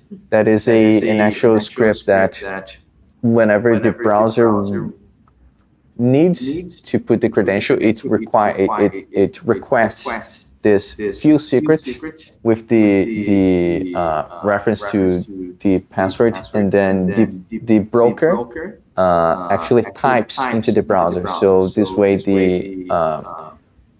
your AI provider also doesn't receive the actual secret, just the reference to the variable. Yeah, that's interesting.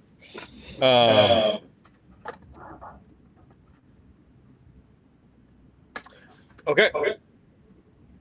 Does this before we talk about the go forward plan, does anything we've seen here change anything? I like the message vault that you shared. Like dumping all messages there and using that as the source of truth to access all the personal messages is something that we should definitely do, I think. I think another big takeaway for me too.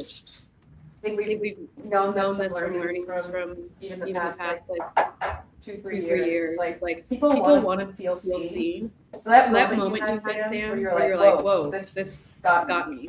Like we saw that Codell, we like that was the moment people were like, oh shit, like this gets me, this can help. So it's like whatever we chase after, I feel like we should be chasing that moment within like the first use. Yeah, that's really interesting.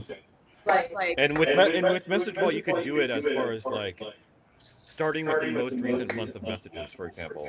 Like, yeah, that's really interesting.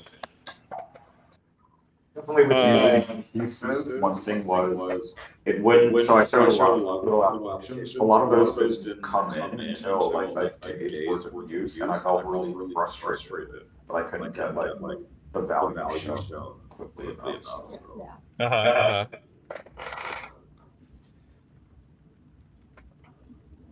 Another thing, a reflection is there is so much stuff being created by other people that it doesn't feel that the right thing we need to do is creating more stuff.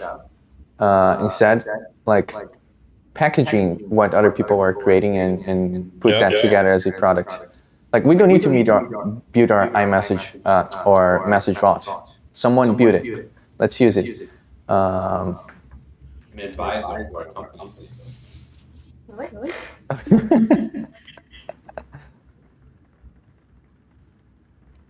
And so another thing I'm getting the sense that the strategy will be to use a mix of like local models and soda models. But like from seeing what these local models can do, like it doesn't excite me, and it feels more like with local models we will be able to get something that doesn't work but is secure.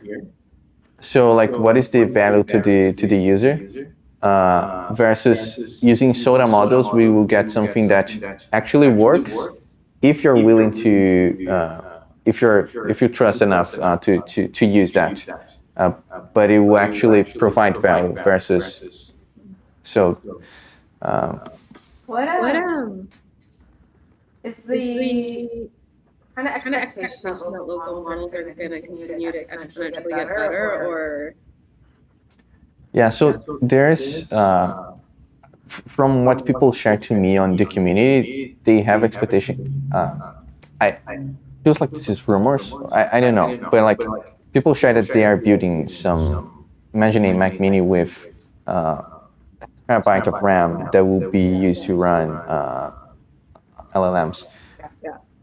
But we're not there yet. And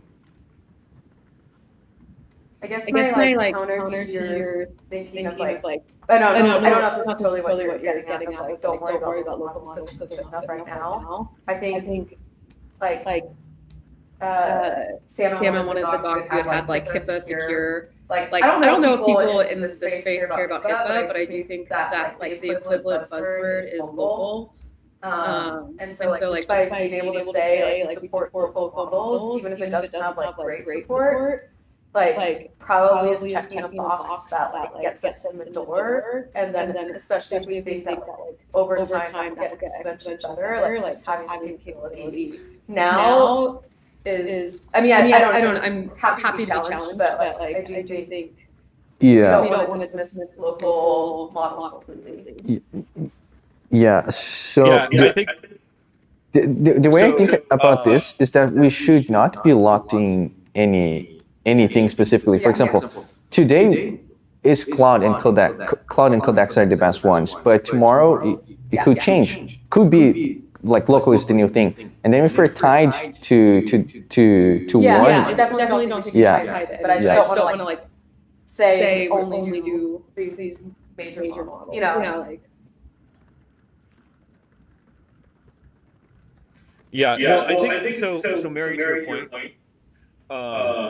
you know that moment where I got like emotional reading message vault, there was a local model in that pipe, right? So Daniel, I guess not. I think there's a refinement of what you're saying, which is like at the top level, you need to be interacting with the state-of-the-art model right now to have a good experience. We're seeing that, but like. That state-of-the-art model consumed message vault, which used a local embedding model to like enable semantic search on top of message vault. So my whole private life stayed on my machine, right? And it was a really good experience, you know. in that moment for me, right? And it was the combination of the tool use and the reasoning of the state of the art model with the my life being curated a bit or like embedded using a local embedding model. So I think there are certain situations, certain applications where you can use a local embedding model. Similar with like very basic fact extraction, it seems like it works with a local model. Like it wasn't hallucinating Mary the facts that it was extracting from your messages. But you can't like query a local model, Daniel, to your point, like you can like state of the art model. Okay. Is that you both agree with that or disagree? Why is it you can't query a local model in the way that you can? Because there's not as big you just get crazy hallucinations. Like, am I sharing my whole screen? I think I'm just showing like, you know, like here it's like, who do I message most on my Mac? And it's like, as an LLM created by Apple, I'm unable to access your personal data. You know, where Osiris has access to my. That's kind of Osiris. Right? Yeah. It's like right or like. You know, Bionic had access to it, and it thinks Josh is a Dallas college kid, you know, and that was never the case, right? It's just like, or that he's a wedding planner, the wedding planner in Croatia now. It's just like you all don't know Josh, right? He's definitely not a wedding planner in Croatia. We went to Croatia after my wedding, you know. So that's for honeymoon. Okay. So I'd love to do an exercise with y'all, which is if we pull up this.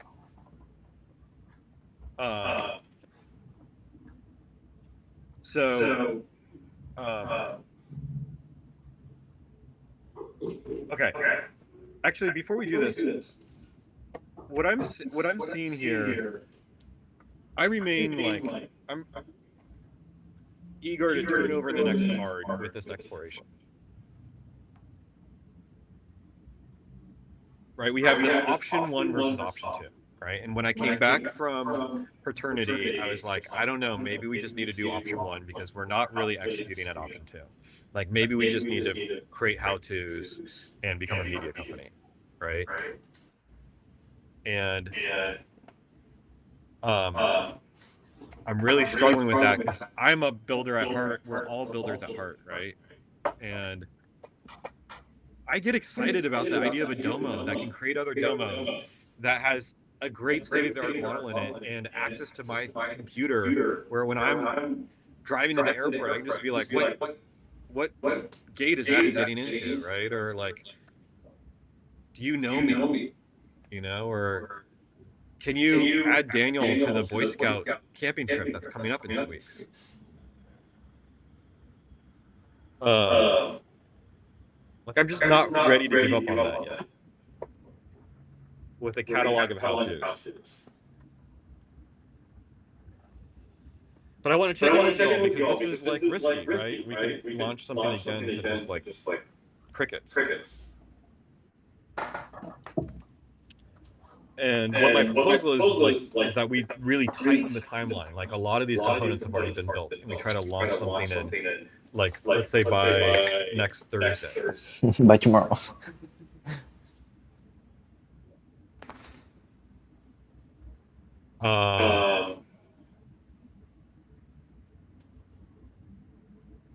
What do you all before we go into planning mode? I wanna just like gut check everyone on that reaction. I'd be curious to know, what would be a different approach to take than kind of putting it up on product hunt and kind of hoping for the best. Like, I mean, we're probably like 3 weeks away from actually having a legitimate kind of 360 social media presence. does that allow this to have a little bit more of a chance at getting some foothold somewhere? Access to more opportunities to kick the tires than just product time, do or die. So product time is very much like not the way we'll actually launch something, I think this is a great thread. Almost, Rowan, I would love for us to launch it on Product Hunt or wherever, as like on Thursday, as like, hey, we're gonna get this out, and then do the real launch maybe on Tuesday or whenever you feel like we can actually come out of the closet and like we're all like sharing it out. This thing is engaging in all of our socials,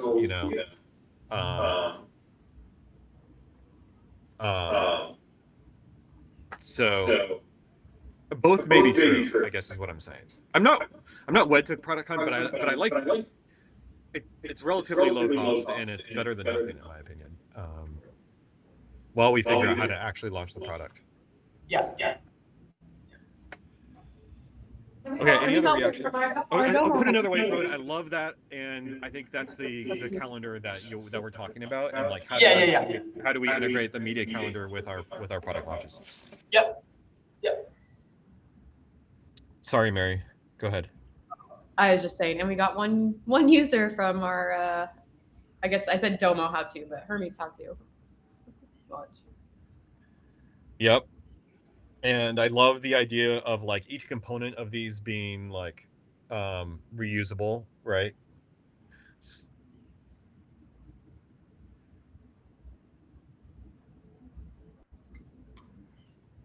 Okay, any other reactions?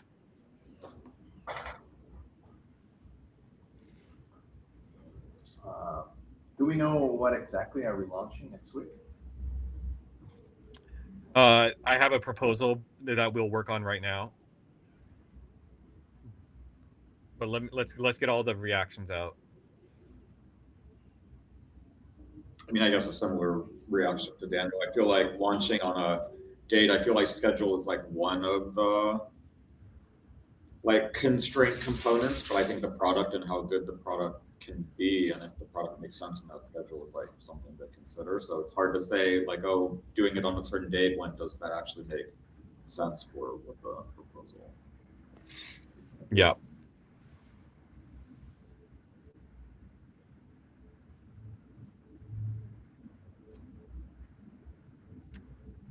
And it may not. I mean, that's the exercise we got to go through right now. Is like, okay, what is the manageable scope? Okay, any other reactions?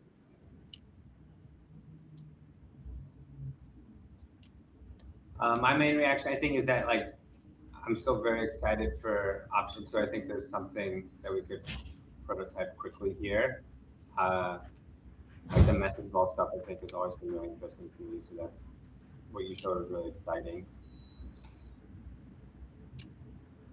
There is just so much stuff in this space, though, where it is like very overwhelming. But I would imagine.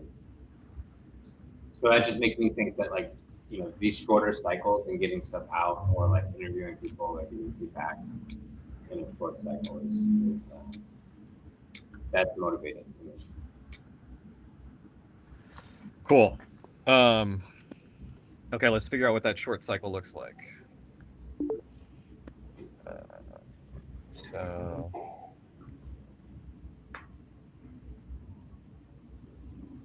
Okay.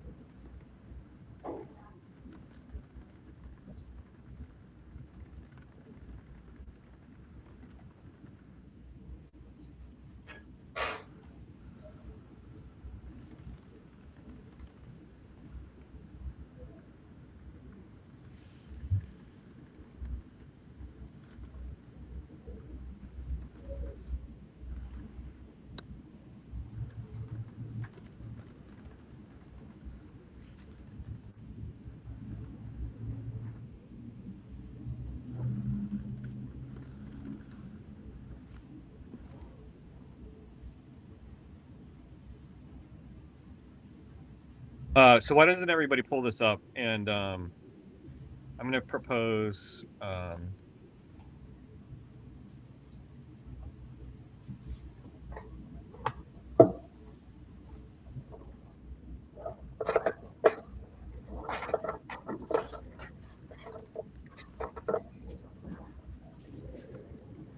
going to propose that MVP. Thanks, buddy. Why not? Christine hasn't got those for you. Thank you. Where's all the other mail Um, Christine gave you? I don't know. I have to look. Let me do this meeting though. Then I'll quickly look. Okay, so this is my proposal for the MVP that we launch in a week.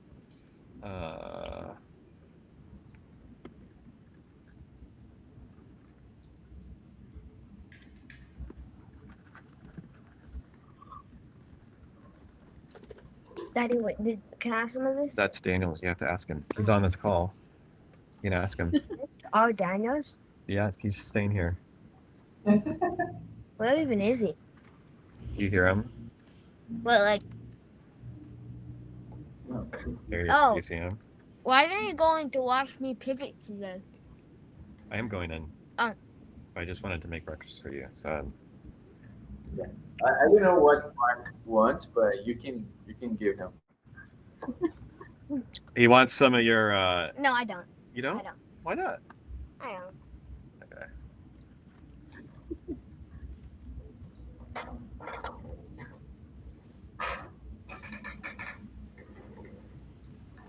Okay, this is what I'm proposing.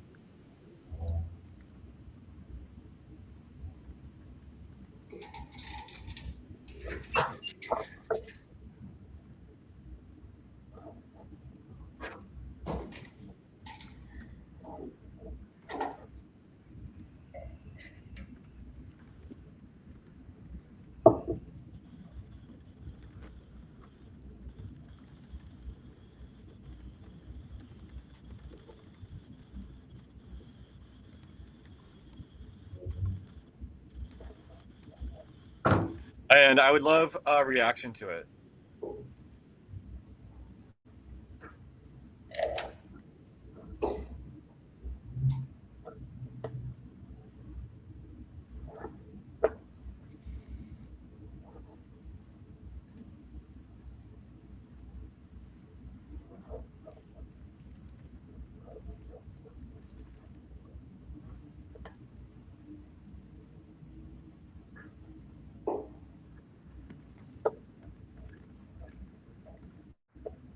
Is there anything that we should cut?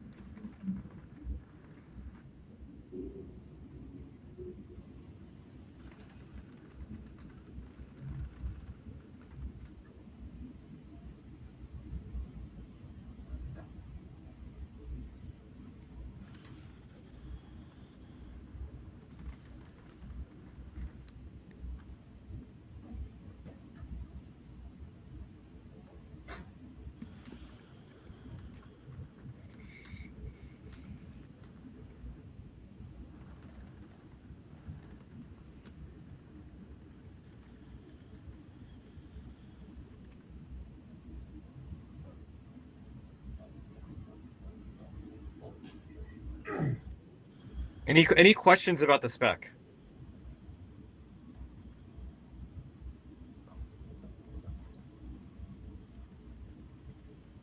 So essentially, this is taking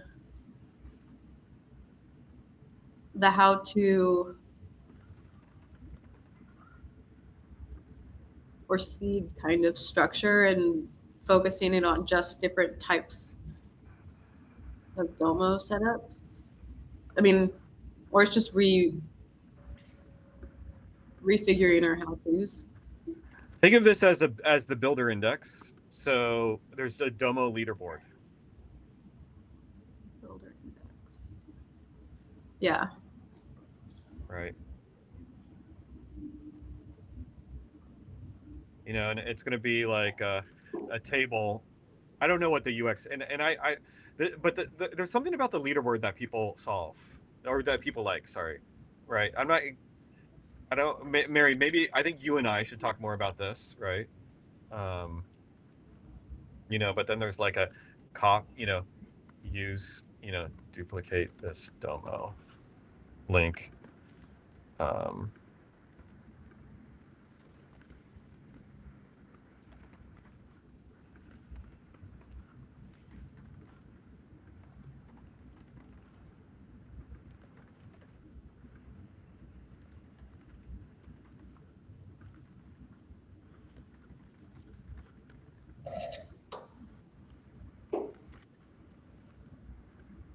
But there's effectively like,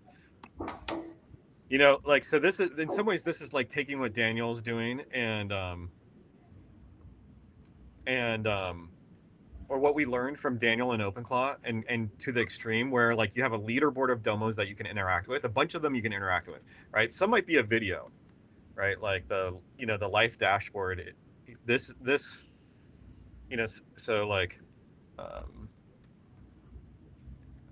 in the leaderboard, you might have like a watch,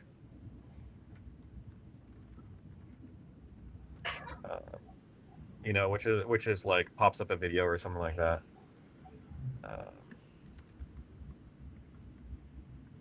And then there's like launch.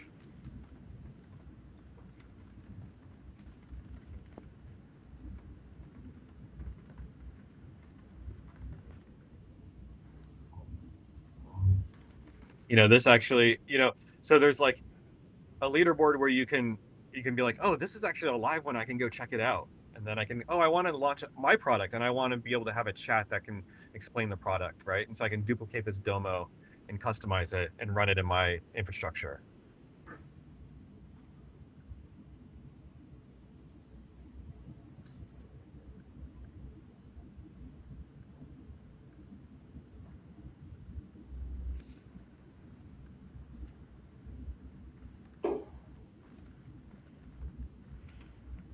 I don't know what the third Domo is.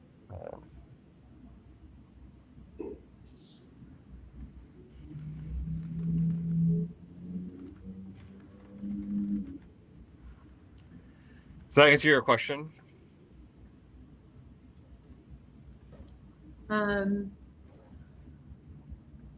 Yeah. Well, there's two elements: leaderboard element and. Oh, go ahead. I was going to say, this is the builder. We're creating like the Domo index. Yeah. The Domo index.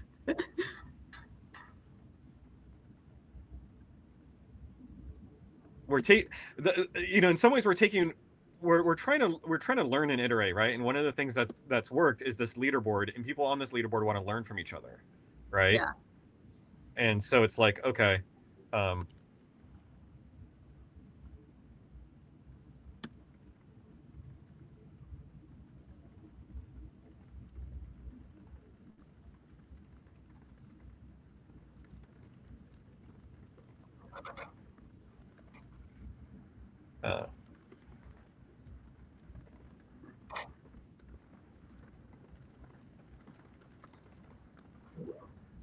okay.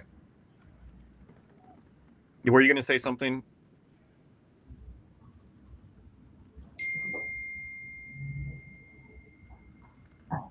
No.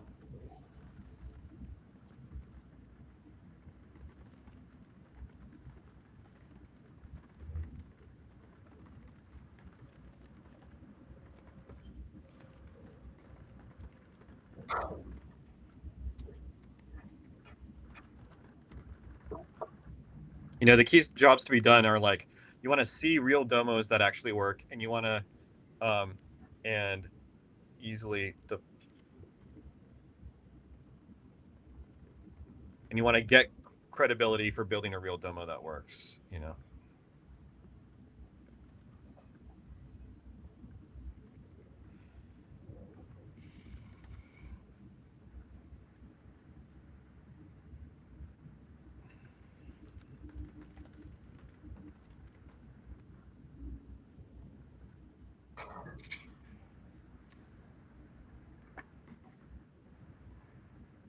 Okay, any other questions about like 1, 2, or 3?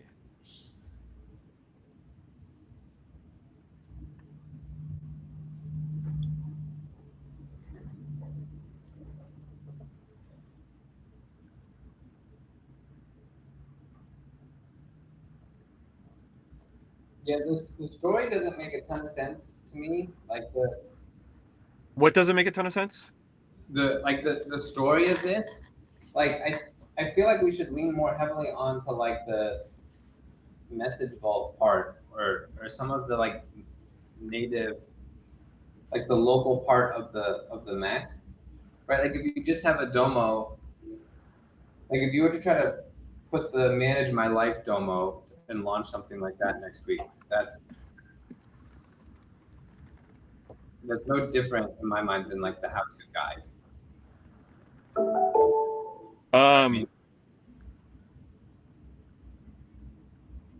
Okay. So are you arguing that we should launch 3 first?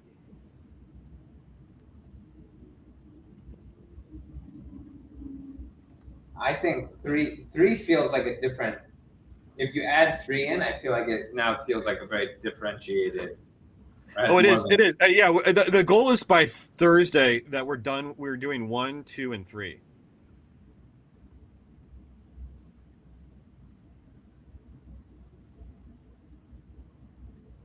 Sorry. Yeah. 2 is the new thing. So we've kind of talked the most about 2. But okay. So 2 is okay. So you're saying 2 is just like the leaderboard, but okay. But the way that I'm more focused, the leaderboard seems like a great idea and a lot more straightforward than how these domos actually work. So maybe we're not ready to talk about how the domos work, but that's where I'm getting kind of hung up right now. Yeah. And you know, there is an argument that we may launch these one at a time. Like we may launch the local CLI first. We'll need to work with Rowan on the launch coordination. Yeah. Okay.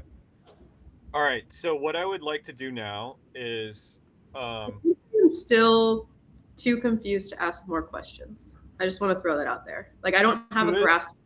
This is Mary. I don't have a full grasp over this body of work to ask pointed questions yet.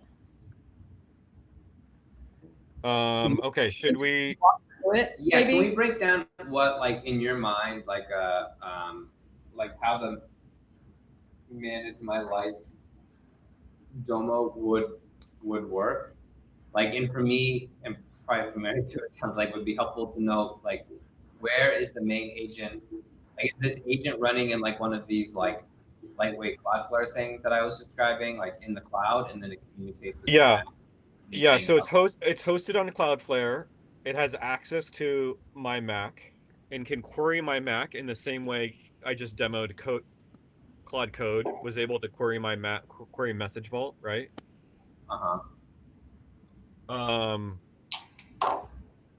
The hero demos, I mean, in some, I guess to describe this further, I would just be describing like how we're using Plow today, right? So we're taking parts of Plow's infrastructure, we're making it packaged, and we're packaging it in a way where any agent can use it. Kind of like in some ways we already have a lot of this, right? Like we have these magical moments, right? With Plow today, Mary's talking about him, I'm talking about him. Message Vault, right? We just had that, right? So the key is, or I think the body of work is to break that stuff up into tools that can be used by any agent. That's number 3. This is like take what.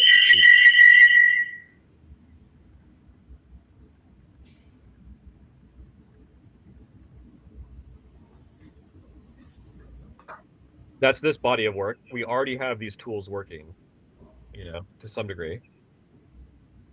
This body of work is demos that deploy demos over iMessage. I would describe this as easy, dead, simple agent. Like, no one's going to create an easier way to provision an agent than us. All right, that's what we're talking about here. The Domo code base is open source. Like, people could go and provision their own agents their own way if they want to, right? And then the Domo index is like just like, like make, this community is alive. Like, we've done this with Watch Me Pivot already. Like, we're gonna lean into that win and do it for demos. So there's sort of 3 different messages, right? Like, my life stays full.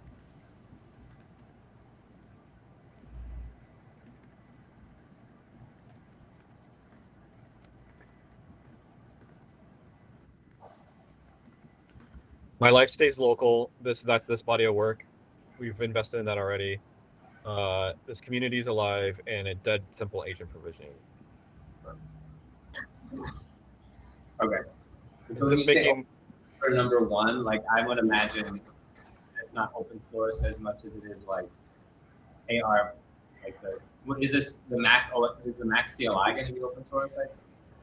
Yeah, everything's open source, unless it runs on our servers, and we the clients are all open source. The Domo code is open source. Like, people could take Domo and deploy it somewhere else if they wanted. But like, the Plow iMessage server code is not open source, right?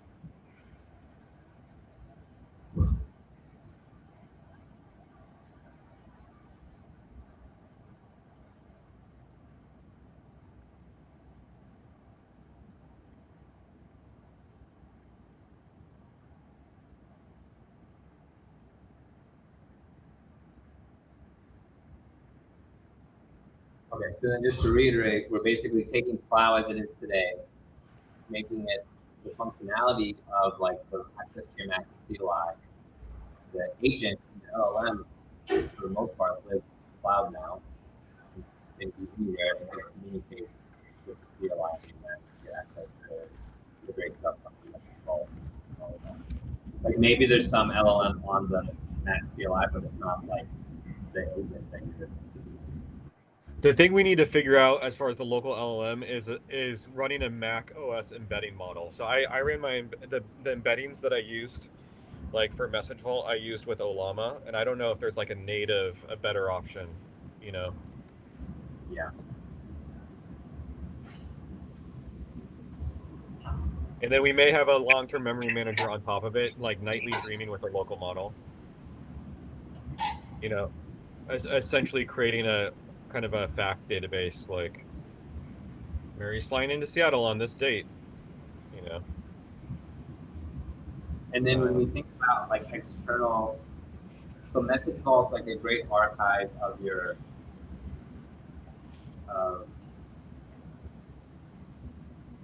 all of your calendar and messages and stuff. But then there's another component of like, how are we going to send messages and add events, that kind of stuff. So we'll need to think through like that. Sending messages through the iMessage. Right, the default Domo is integrated into the iMessage CLI, the Plow iMessage CLI. Not the iMessage I care as much about, but like how is it gonna send an email and send and create calendar events? Yeah, that's later. We'll have a third-party integration into Google, right?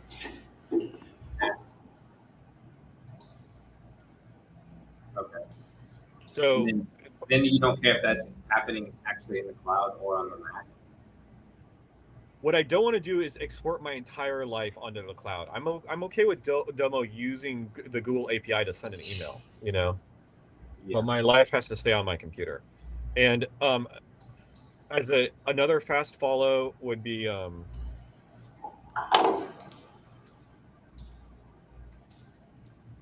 some sort of like access control app. I want to be able to see what are my Domos doing with my data on my computer. Mm-hmm. Right, that's sort of the plow.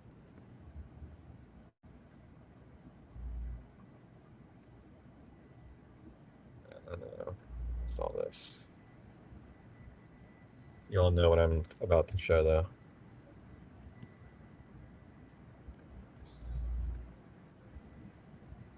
It's just so annoying.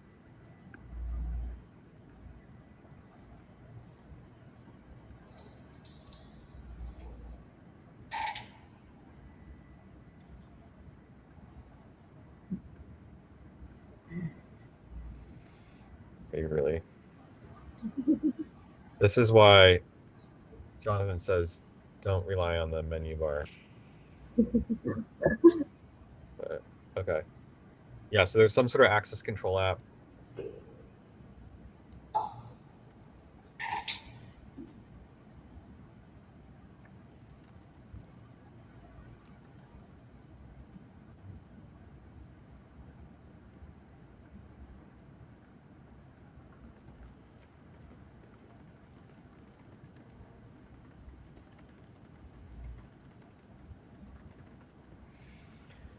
Okay, any other questions? Where it's already noon. We may not. I mean, this is going to take some. This may not be the right answer, right? Like, I don't know. Over the course of the next couple of days, we may change this spec. I think the architecture and the 1, 2, 3, like all this was really compelling to me. The thing that's the weakest, I think, is like what the demos actually are, which is a little frustrating. But Okay, there's a world where like we substitute the word Hermes for Domo, and there are a lot. If we want to like rely on, like I've got an Airbnb Hermes that's close to working, right? Like that would be in this leaderboard. I think there's prior art of like Hermes agents working.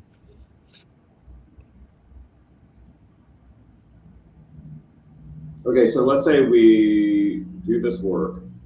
We get the architecture working, message vault up, we have domos that can be provisioned, talk with them out when necessary. We launch it. What then? What are we looking for as a objective? Your microphone is a bit muffled, but I think what I'm inferring is you're asking, what are we going to learn? What are we hoping to learn from the launch? Yeah. So, this is going to continue to not be satisfying, but we're just trying to follow user signals, right? So, our one user is using the iMessage CLI, right? So we, can we pull on that thread as part of this launch and get more adoption of the iMessage CLI? We've got users. This is not actually this. So our one user, we've got 30 people on the Watch Me Pivot leaderboard, right? Can we replicate that? Like an amazing success would be to have 30 domos running on a leaderboard with like the ability to actually see demos of those domos, copy them and deploy them, right? Like that I could sell to investors, and would justify further investment, right? Now let's say we launch it to crickets, That's probably not entirely going to be the case. Like there'll be some thread, right? And let's say we want to go all out with Rowan with the media plan. Let's say we launch the Open Claw podcast and we link to this launch, and it's still like nothing, right? At that point, one of two things will be true. One is like we'll see some signal that we'll be able to pull the thread on, right, and invest further in. The other is if there's absolutely no signal, then it's like, okay, we're option one, a media company, right? America's Test Kitchen. So I don't know if that answers your question, but that is like how I imagined the thread being pulled and leading to different outcomes. Well, I mean, I think it brings up the second question, I guess, which is a little bit more on the what are these for, is if we, well, speak up and slow. I just don't know where the microphone is. Is it on Mary's machine? If 30 people,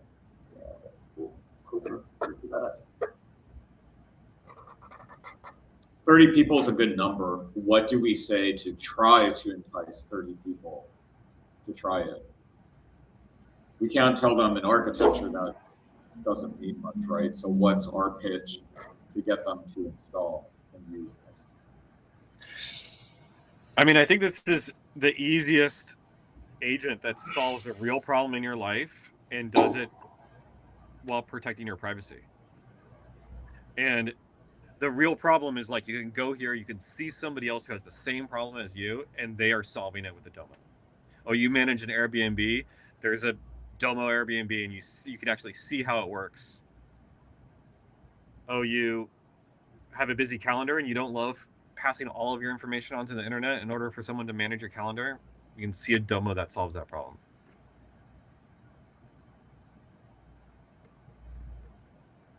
What does it mean to see like a Domo that solves the problem? That's the Domo index. It's the equivalent of the builder index, but for Domos, right? So, right, if you go to like the hypothetical Domo index, you might see on, Airbnb Domo, it uses, 3 billion tokens. There's a, like a watch the Airbnb video.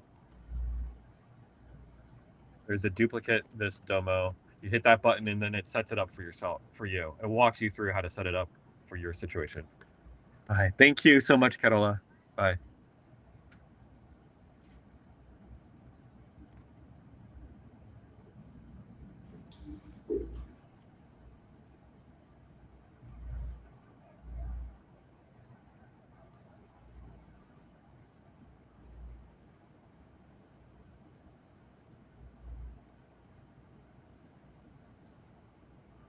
Is this like I create my Domo, but it's hard for me to visualize like what does it mean to see your Domo that solves your Airbnb? Like, yeah, there are two situations. One is a live demo.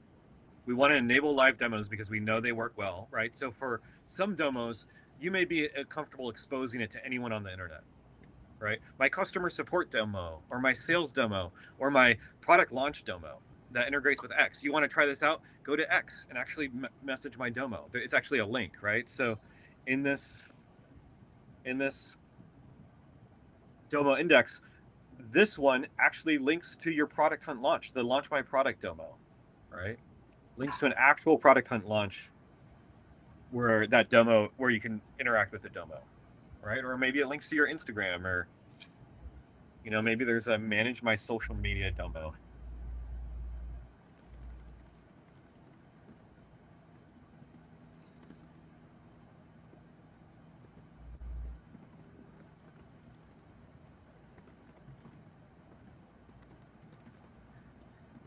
Right? So in some situations, the live demo, the calendar scheduler may also be live, and I can actually click and actually see the video, see the live stream. These are just links, right? On Watch Me Pivot, the equivalent of this is like, you click on somebody's profile, and you get a video, right? In our situation, like these might be links, right? Like I click and I see a live stream of the demo actually working. Or there may be situations where it's not live, right? And you're just seeing the video of somebody describe what they built. Is this the thing, other than having the index, is this same idea of the so launch that put the feed for Donald, where there was a like thing of this running, was connected to? I'm not getting. It's just really muffled.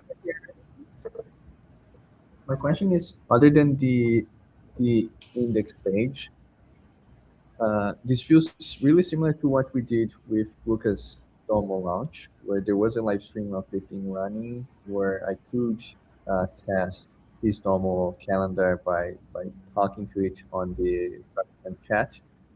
So I'm trying to understand if we're trying to do more of this and expecting different results. Yep. Yeah. That was a failed test, right? So that failed not because of the premise. We know if you launch an interactive product, people interact with it, leave comments, and that drives more prominence in the feed. That is already that test we launched, and it just wasn't clear that users could interact with it during the key moments of that launch, which is like the first 6 hours, right? And so whether you could do that on Product Hunt, that's unknown at this point because we didn't launch that effectively, right? You may not be able to execute that strategy on Product Hunt. I don't know. Honestly, I don't really care because I know that you can launch a product effectively when it's interactive. Like making something interactive is like, that's no longer an open question for me as far as whether or not we want to launch it. So we absolutely want to do it again and expect different results.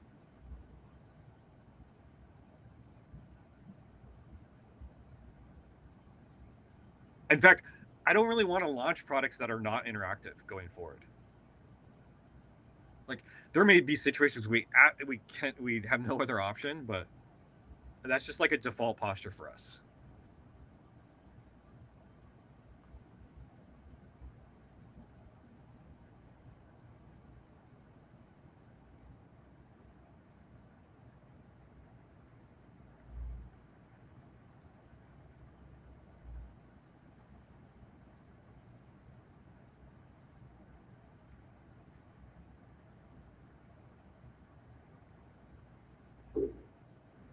Does that answer your question?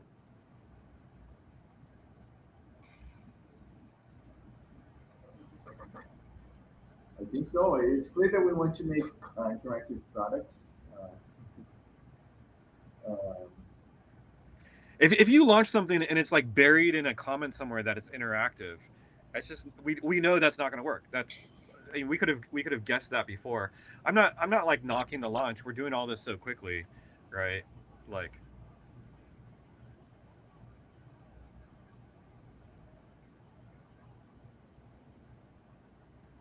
Yeah, I mean, I would say even the like Plow 100 thing we did the first time around, like successful in the sense that we got 20 users, do it.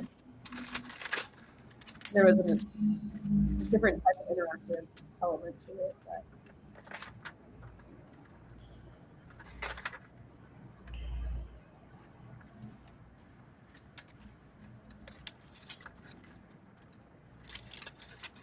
The dog has been staring at me for the last hour. I think it's looking. I don't think it does. Are we at a pausing point or? Yeah, I think. Let's move on.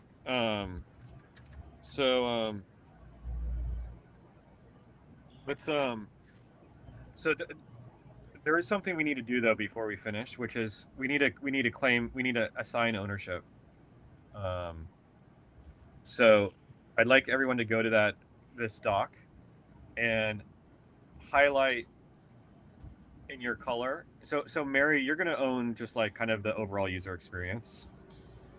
So in some ways, Mary, you're highlighting everything. So you don't have a color here, but for the engineers, highlight what you are going to own and commit to delivering by Friday or Thursday.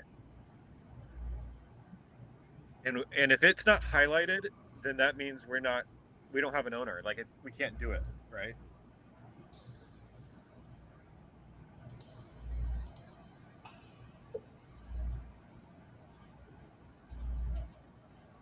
And so we'll have to cut scope somehow. Okay, so that's the last exercise. Just spend 5 minutes on that. I'm gonna drive in.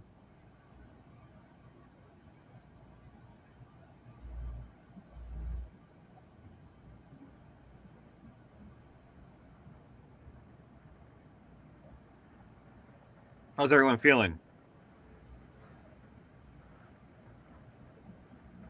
You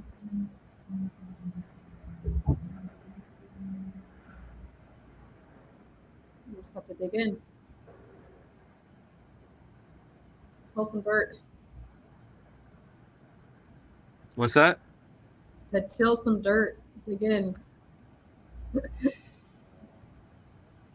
Yeah, my only thought is like I really think we need better domo use cases. Yeah, I think that's what I'm going to focus on. I think they need to be. I don't know if this is helpful. I mean, maybe Sam, maybe the few of us think about this too, but I'm like, can they all be structured around one of those like aha moments? Like what you did this morning. Like, is there a domo for that? Of like, read my messages and like, tell me, am I okay? Like, this is the state of my being. Or like, even like the text commitment spanner that I've had. Like, I had an aha moment with that right away. And maybe not everyone will, but the likelihood of that, like, can that be a domo? Yeah, right. Like, right. What are these like stressors in people's lives, and like, what's like one thing that we can highlight for them right away that like, I don't know if there's other off moments we've had over using Plow or different agents. Like your 10-minute meeting suggestion, like maybe I'm thinking too small, but like, are those domos, or is that too small to be a domo? Like, I think nothing's too small to be a domo. That's the cool thing about domo. Yeah. Just like targeted, like, this solves a real problem in my life. Meeting reminder. Yeah. I have a packaged digest that I get every day. That's actually pretty helpful. I don't know. Like, yeah, I would love to work on this with you, Mary. This can be our focus. And like I could help program some of these. Yeah. But like us just calling up people for the next week and like trying to figure out like what problem do you have? Can we turn it into a domo? Put you on the leaderboard. I almost want like, it might be too open-ended, but I'm like almost imagining the how, or like the domo page is like it's either like a quick quiz or a chat bot that's like, what's your biggest problem right now? And you like put something in and then it suggests a domo for you. Yeah. Like, and if we don't have a domo builder. If we don't have a domo for you, it shoots a Slack or Discord to Lucas and he builds it within 24 hours, Oh yeah. Oh yeah, that's actually good. Oh, domo builder service, that's actually just like us in the back end.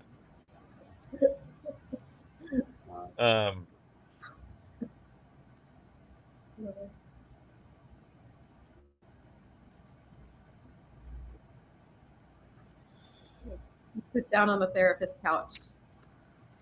What's going on today? You drop it, we give you a solution.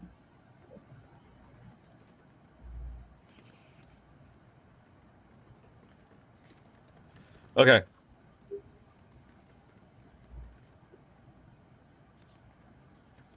All right. Hey everyone. I am excited about this. I don't know if it's going to work or not. This is such a crowded space. I don't think Thursday is like the test of whether or not this works when we launched a product hunt. I think the real test is Rowan's go-to-market and media calendar and what comes out of that. And but I think this is the best swing. I think this is the best way we can use the next month is building this product and launching it in a way that's complementary with Rowan's media calendar.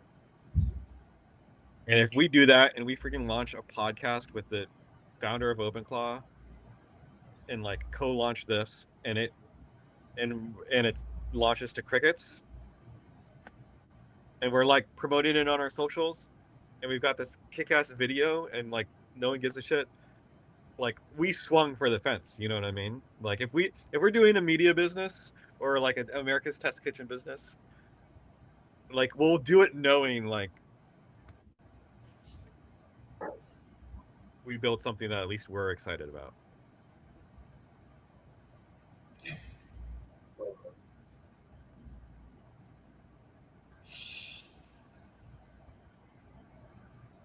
What?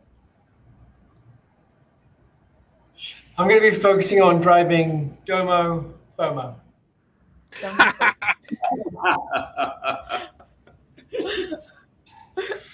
Let's see what we get. All right.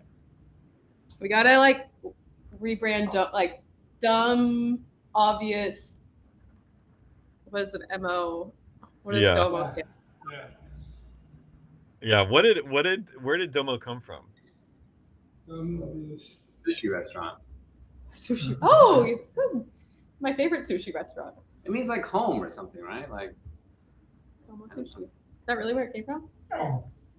Yeah, that's how I know it. Yeah. Oh. That was a good name for like my little home calendar. It means in Japanese, it means thanks, hello, sorry, or can serve as an intensifier meaning very, depending on the context. Like thank you very much. Domo arigato. Does it domesticate? Yeah. Domicile? Domicile, yeah. Domicile, yeah. Like, yeah. Cool. Come on in so I can give you a hug before I go. All right, sounds good. See y'all. Yeah. Never know how to get off this thing.